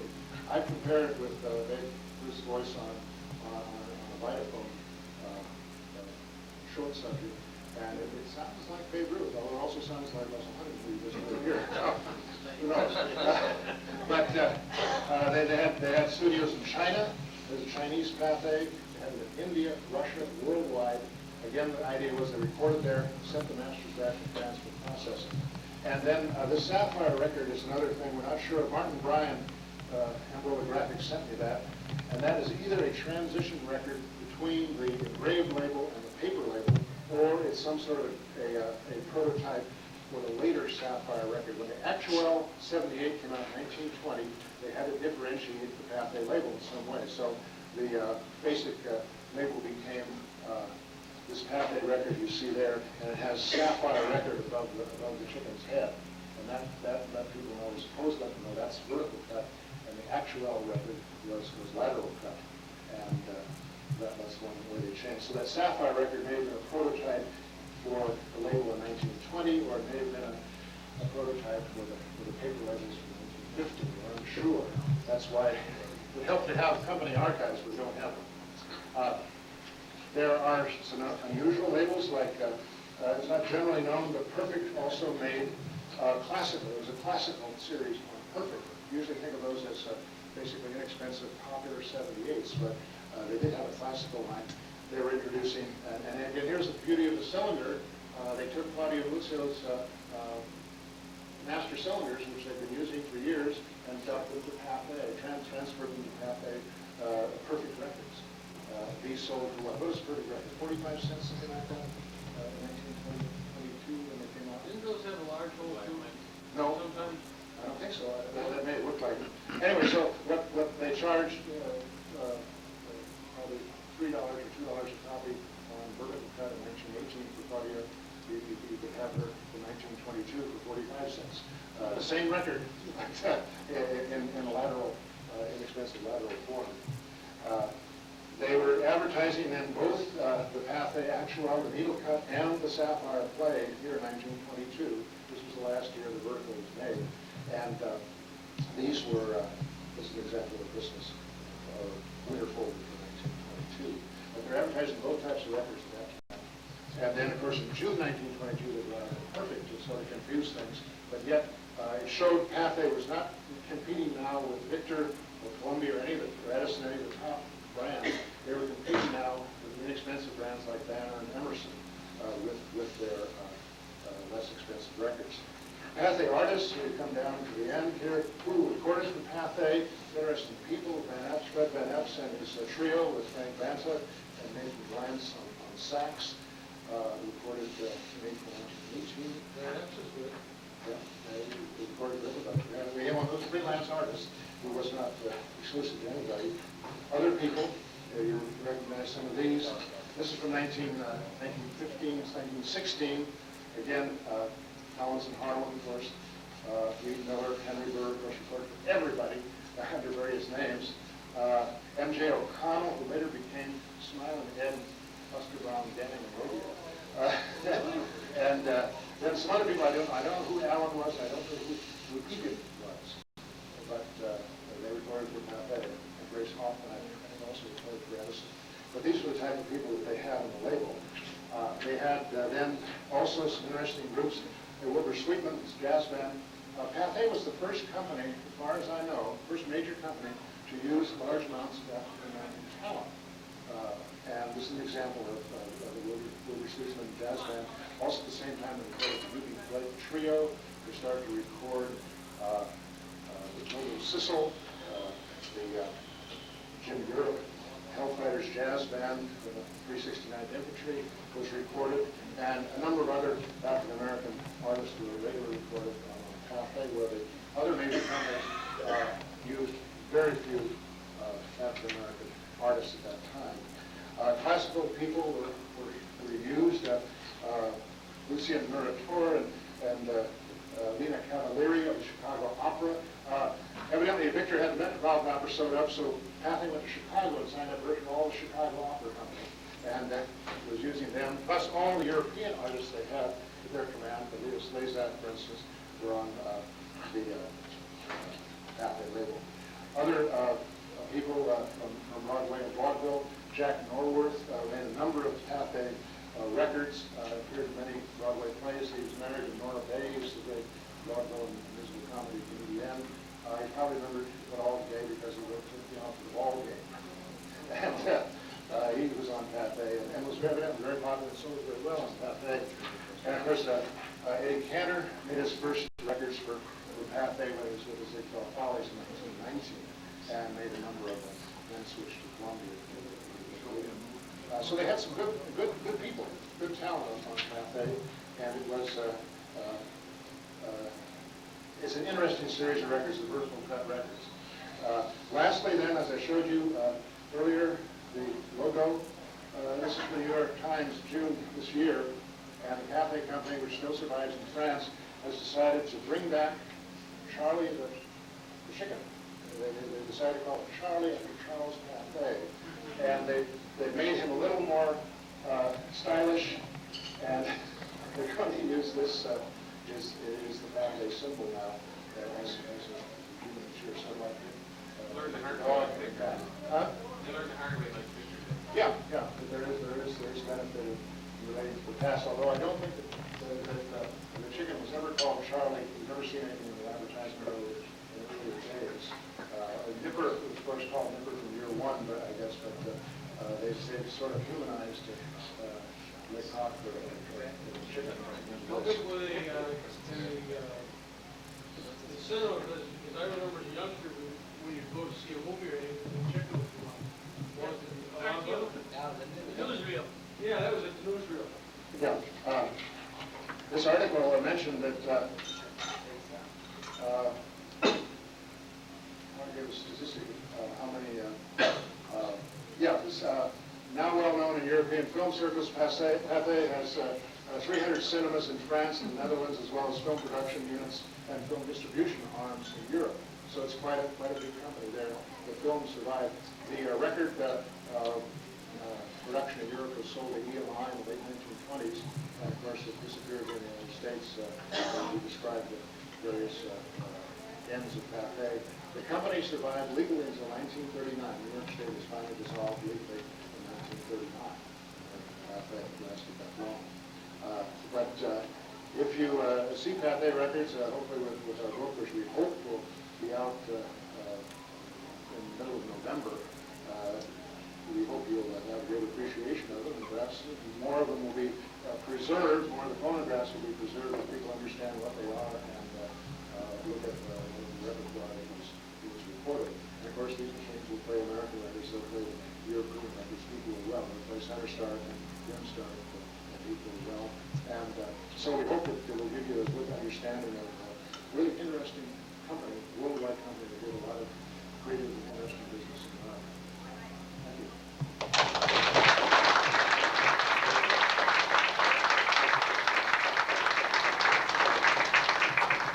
If you have any questions. I have one question. Yeah. You had one slide up there that shows the console model in 1921 that was presented. There was, I think, 5 other machines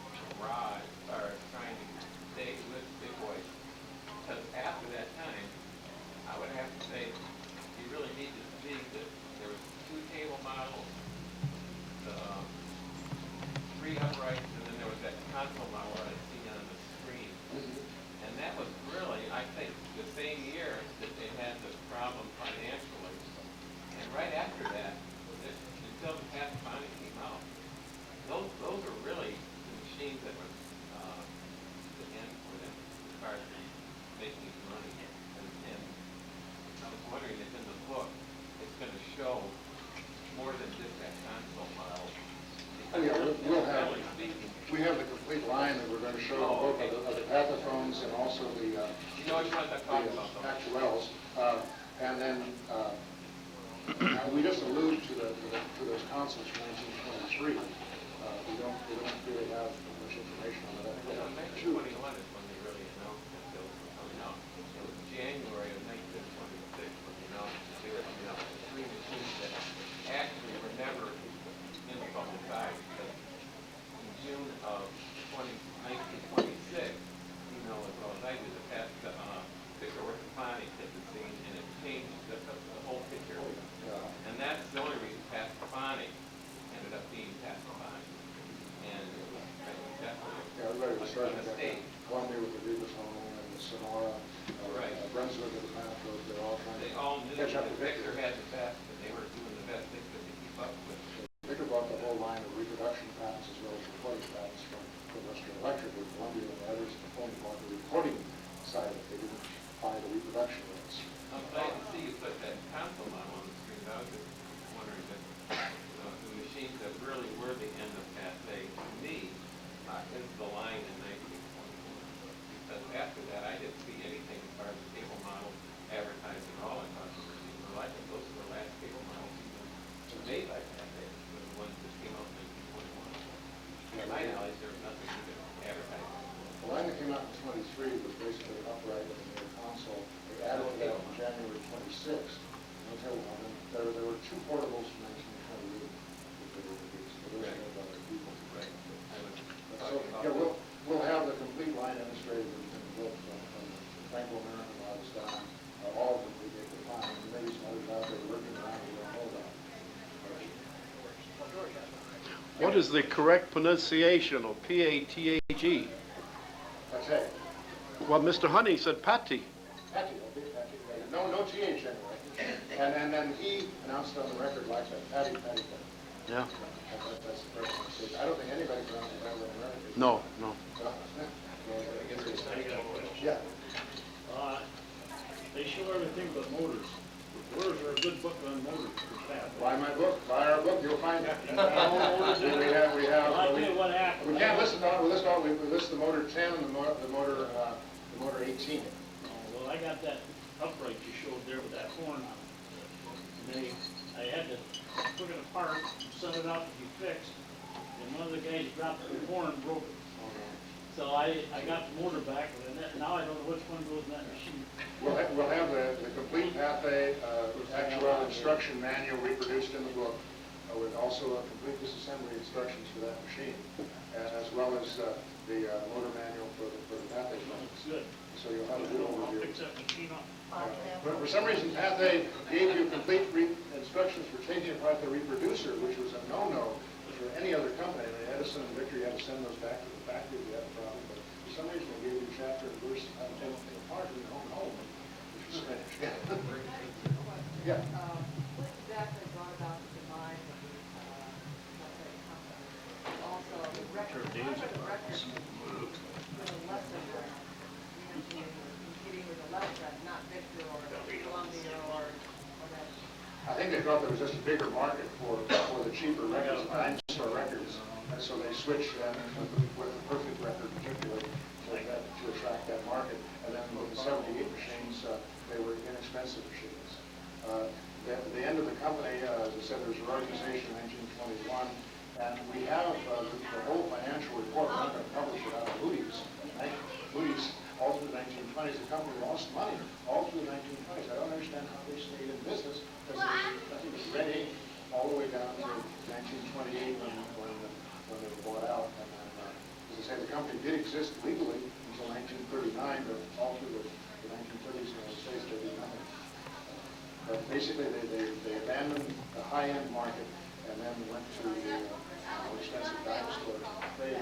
So, they got supposed to, because they thought there was money there, but there really wasn't. They lost money in the 20s. I don't know who was their angel keeping them in business. But, pardon? We haven't found any connection there. They seem to have drifted away from the original French company, particularly after World War I. And whereas Edison, for instance, had trouble selling records too, but he had other products that Thomas Edison already made, so that tended to keep the record business afloat. But Pathé had nothing like that. And they were letting all of the shooting Radio was in a lot too. What's that? The radio was one of Oh, everybody, all the phonographs. There were a lot of companies that were financially stable, and even Pathé made a radio.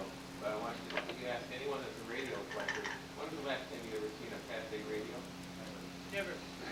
They had it advertised in 1924 though. It was out there, but it's almost impossible to find, as you know, as a Pathé itself was a very scarce machine for the same thing. It sold for $275, and it was not a very structurally sound machine.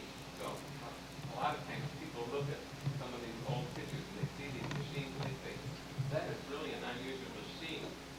I've never seen one. In most cases, a lot of machines you've never seen is because very few of them made it, you know. And the curious thing about Pathé, after the actual, there were no patents. Pathéphonic was not patented. Nothing was patented by Pathé.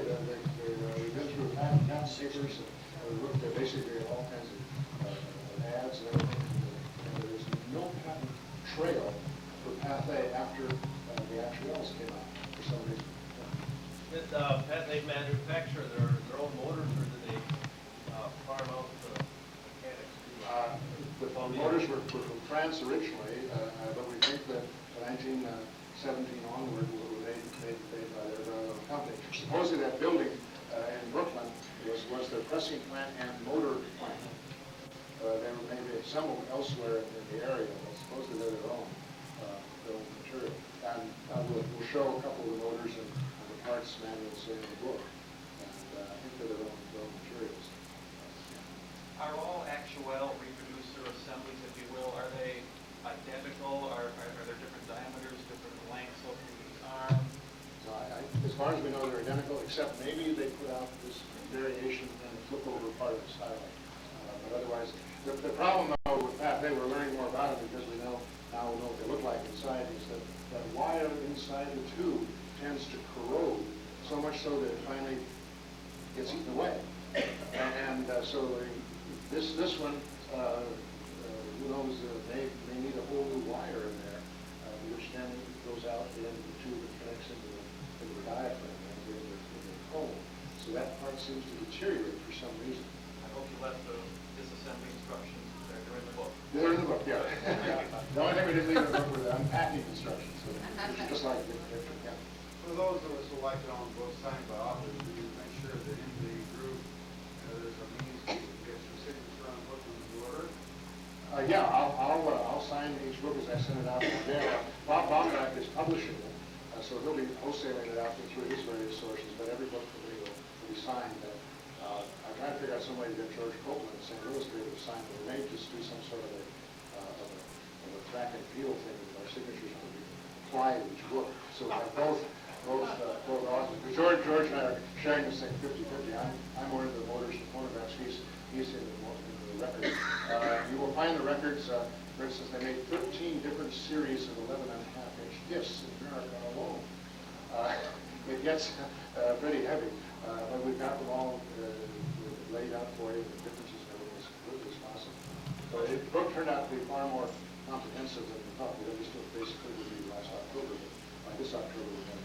What's your next project?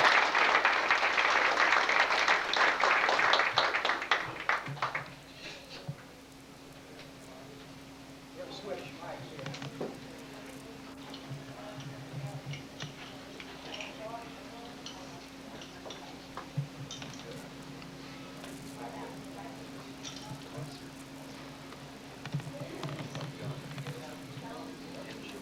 People I'd like to recognize that we don't often, but I would like to because I like them, and they're very important to us. They are our founding members, our charter members. One of them, of course, is Dave Abhalter. He just went out in the hall out there. Well, let's give him a hand anyway.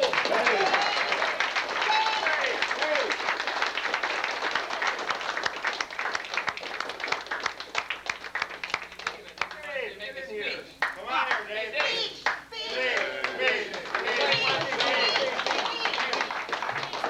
I want to know how you got started collecting phonographs. Go ahead, tell us. Get up here, close. Come on, don't be bad. We all want to know how you got started. As our founding father, Yeah. the first record you bought. Come on. This is somewhat unrehearsed. Don't tell us. When I was a wee tot, my mother bought me a wee pot, so I could go wee if I wanted to or not.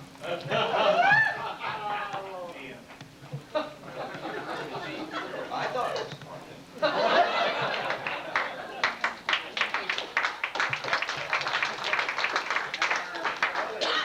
Fine founding person is Dale Monroe Cook over here.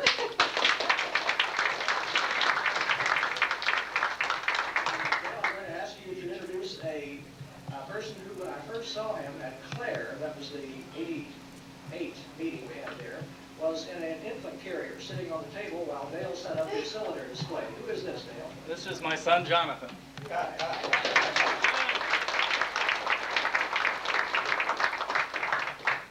good to have these young people here with us this evening.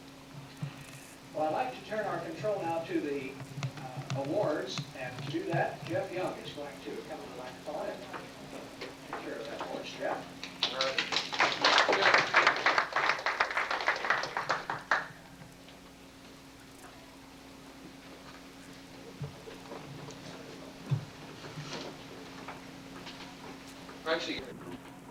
We're actually going to go in the order of the ribbons, top to bottom. It's easier that way than having Bob try and search for the ribbons as I announce people's names.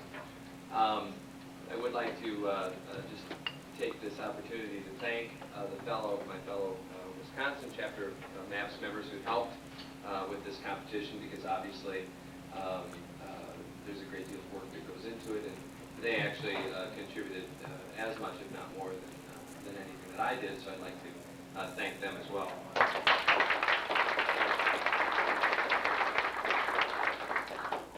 I'd like to thank our judges. We had an honorary judge today, Jack Scrimger, and Jack was the secretary and wrote down all the winners of the categories. Our judge emeritus was Floyd Sider.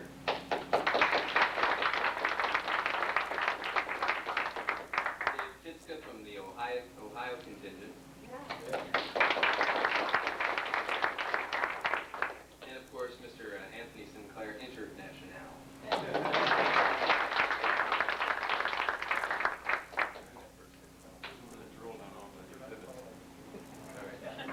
The first category that we're going to give ribbons is for the Victor metal horn category. I believe there was only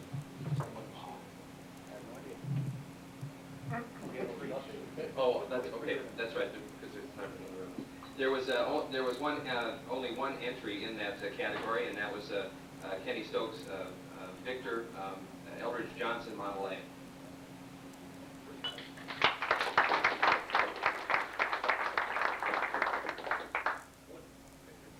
Victor wooden horns. There were two entries.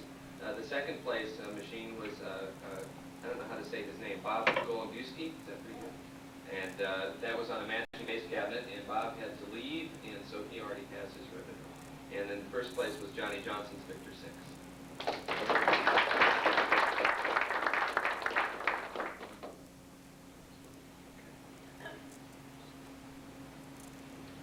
Under the open restored category, second place goes to Dennis Carlson and his Edison open frame shaver.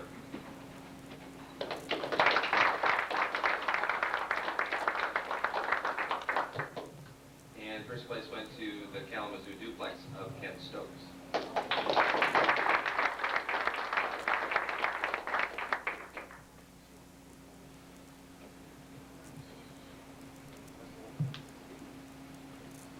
The miscellaneous category, which was kind of basically anything that doesn't fit in the above.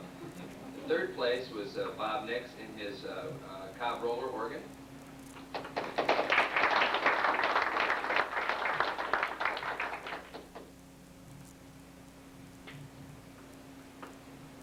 And Linda Hatcher's Madame Hendrendahl was second place, and Linda has also left with her doll and her ribbon as well. And Johnny Johnson's Edison projector mechanism received the first place ribbon in the miscellaneous category.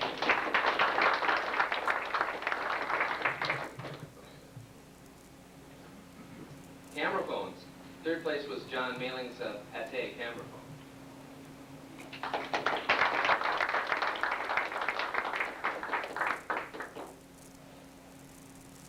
Second place went to Larry Hudson for his camera phone.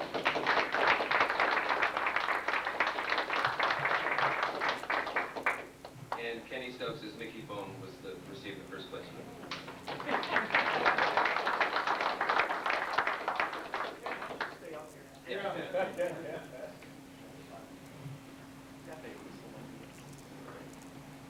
Pate miscellaneous was anything that basically was not machine related and or paper related. And John Hoffman's Pate reproducer, which was mint in the box, received the third place.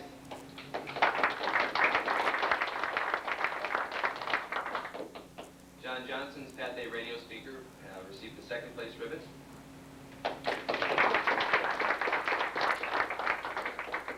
And the printing plates of Dale Monroe Cook received first place.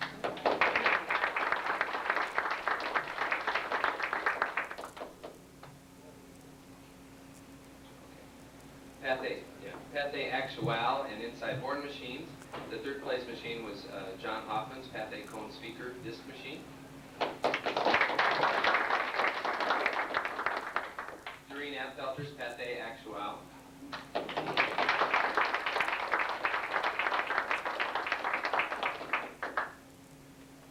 And the first place horn went to John Hauger for his Pate reflex horn machine.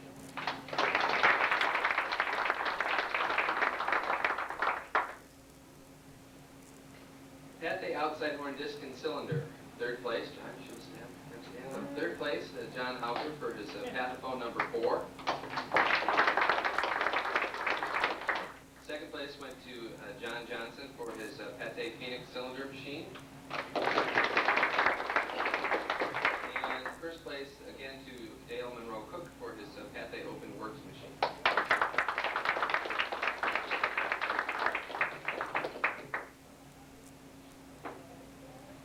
Paper.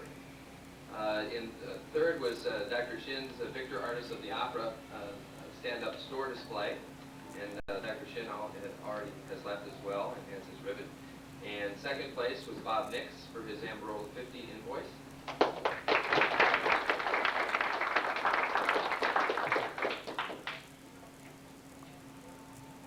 And first place was John Johnson's 1914 Pate equipment catalog.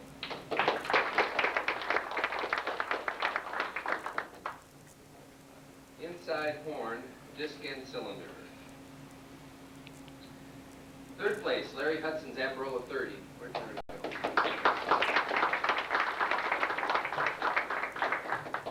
Second place was Ken Stokes for his Victor 9 art case and cart.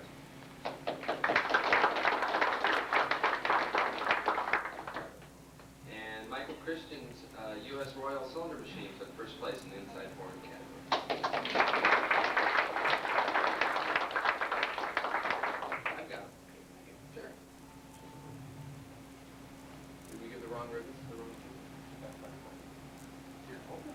Because I was doing inside horn, what were you passing out? Check your ribbons. I can't see.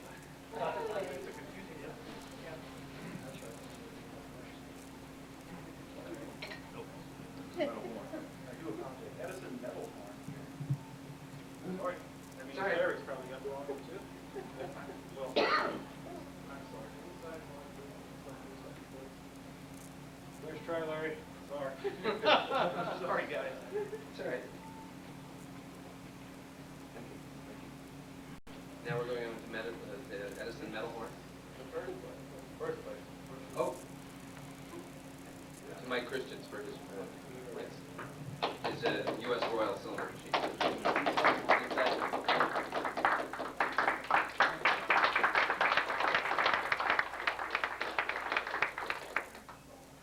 In the Edison metal horn category, there were two machines.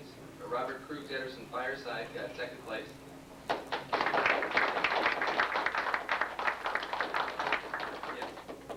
And Dr. Shin's Edison spring motor and was the first place machine.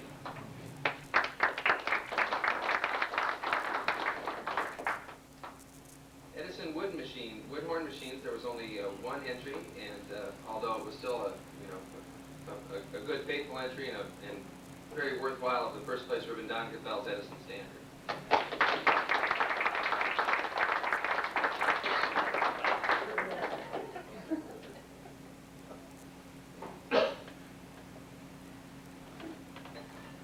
Other outside horns, so this is anything that wasn't Pathé, Victor, Columbia, or Edison. Third place, John Johnson's Berliner side break.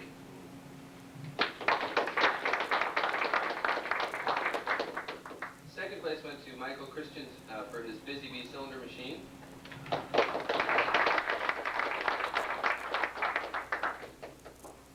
And first place in the outside horn other category went to Randy Lukasik for his wonderful Eldridge Johnson Model A.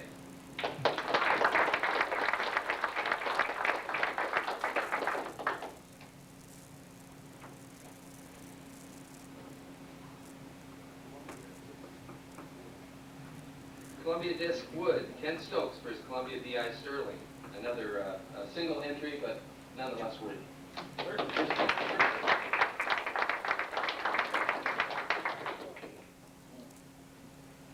we going to do with all those extra ribbons? Oh, they get Jim can take them home and put them on her. Columbia Disc Metal Horn, there were 3 entries. Third place, actually I think we were fourth. Third place, Don Broman for his Columbia AJ.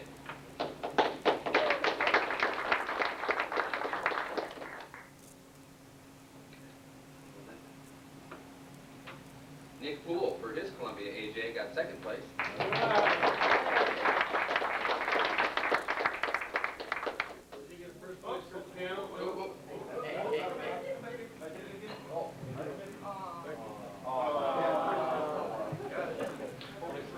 And the Columbia AK of Kenny Stokes for first place.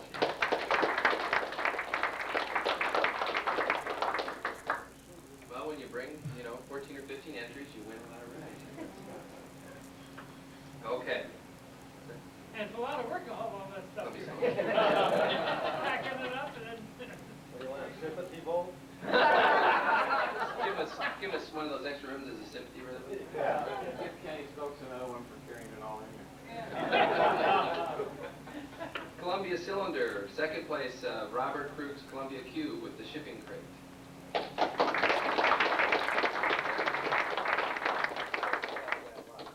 And first place was Joe Polinsky's Columbia Washington Model A. Very early, very early.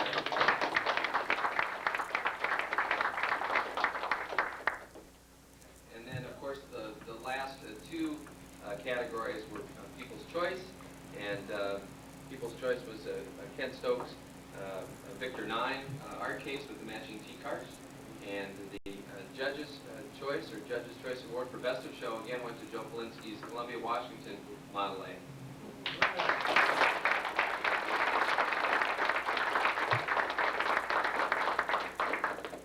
Thanks to everybody that participated, and it was a good turnout again for the competition. If anybody has suggestions for categories, this is an ever-changing, an evolutionary process. Don't hesitate to talk to me or any of us from the Wisconsin chapter. And, pardon me? Well, maybe I better talk to my chapter before you talk to me. It's in his blood. Thank you. Thank you.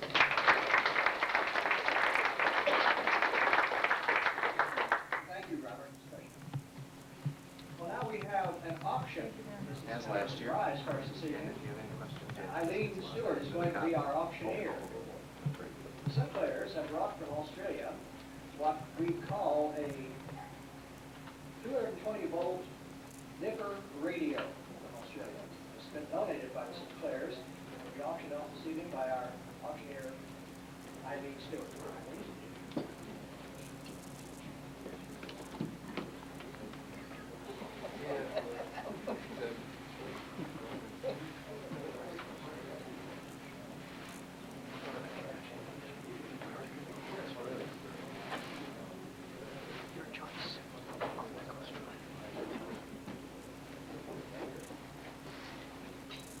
Are you thinking what you might want to do?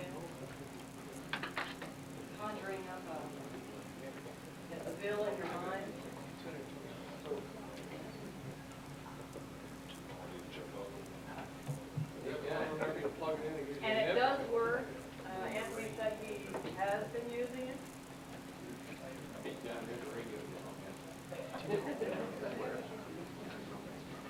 this one, Don? You don't think so?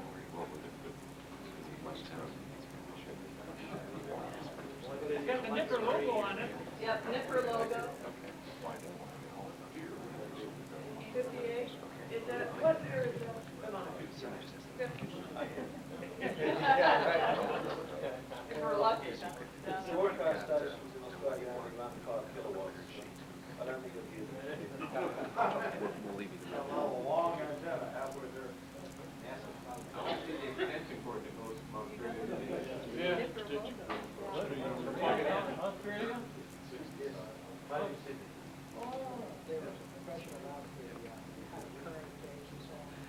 It's designed for 240 volts, 50 cycles. It would run quite happily on 220 volts, 60 cycles. It wouldn't bother.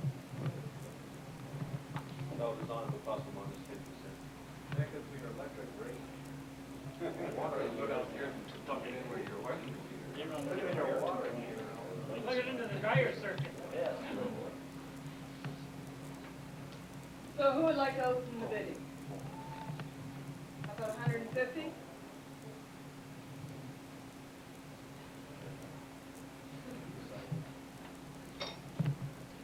$75? Oh, put me on line, let's go. I bid 50, who'll give me 75? I bid 50, who'll give me 75? I bid 50, anyone with 75? I bid 50, will you give me 60? I bid 50, will you give me 60? I bid 50, will you give me 60? 60 divided 20, that's 60. I bid 50, will you give me 60? I bid 50, will you give me 60? I bid 50, will you give me 60? 60 divided. Anybody, 60? Are we gonna sell it at 50? I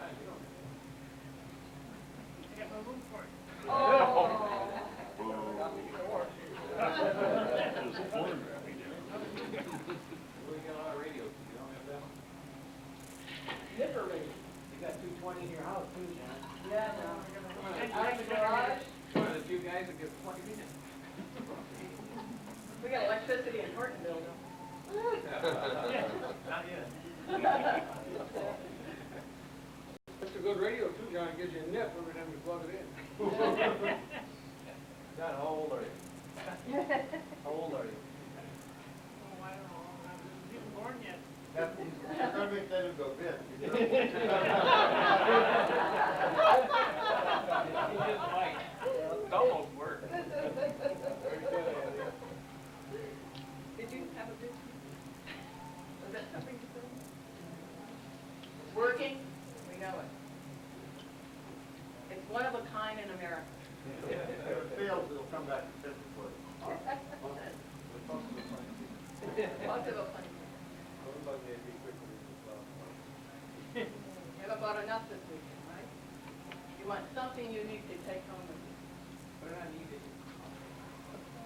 No, this is a gift to the club, whatever it goes for. Oh. This is actually, he's donating this. He's donating it to the club. It's for our fun tonight and funds to the club. I'll bid 60 then. I'm in 60, will you go 70? I'm in 65. I'm in 65, will you go 70? I'm in 70, will you go 80? I'm in 60. 75, will you go 80? 90? 85? 90? I'm in at 85, will you go 90? Anybody out there can buy it now? I'm in 85, will you go 90? 90 divided 20, that's 90. Anybody else can come on in. I'm in 85, will you go 90? I'm in 85, will you go 90? Are we sold here? Is it all gone? Anybody go 90? Sold for 85? Thank you.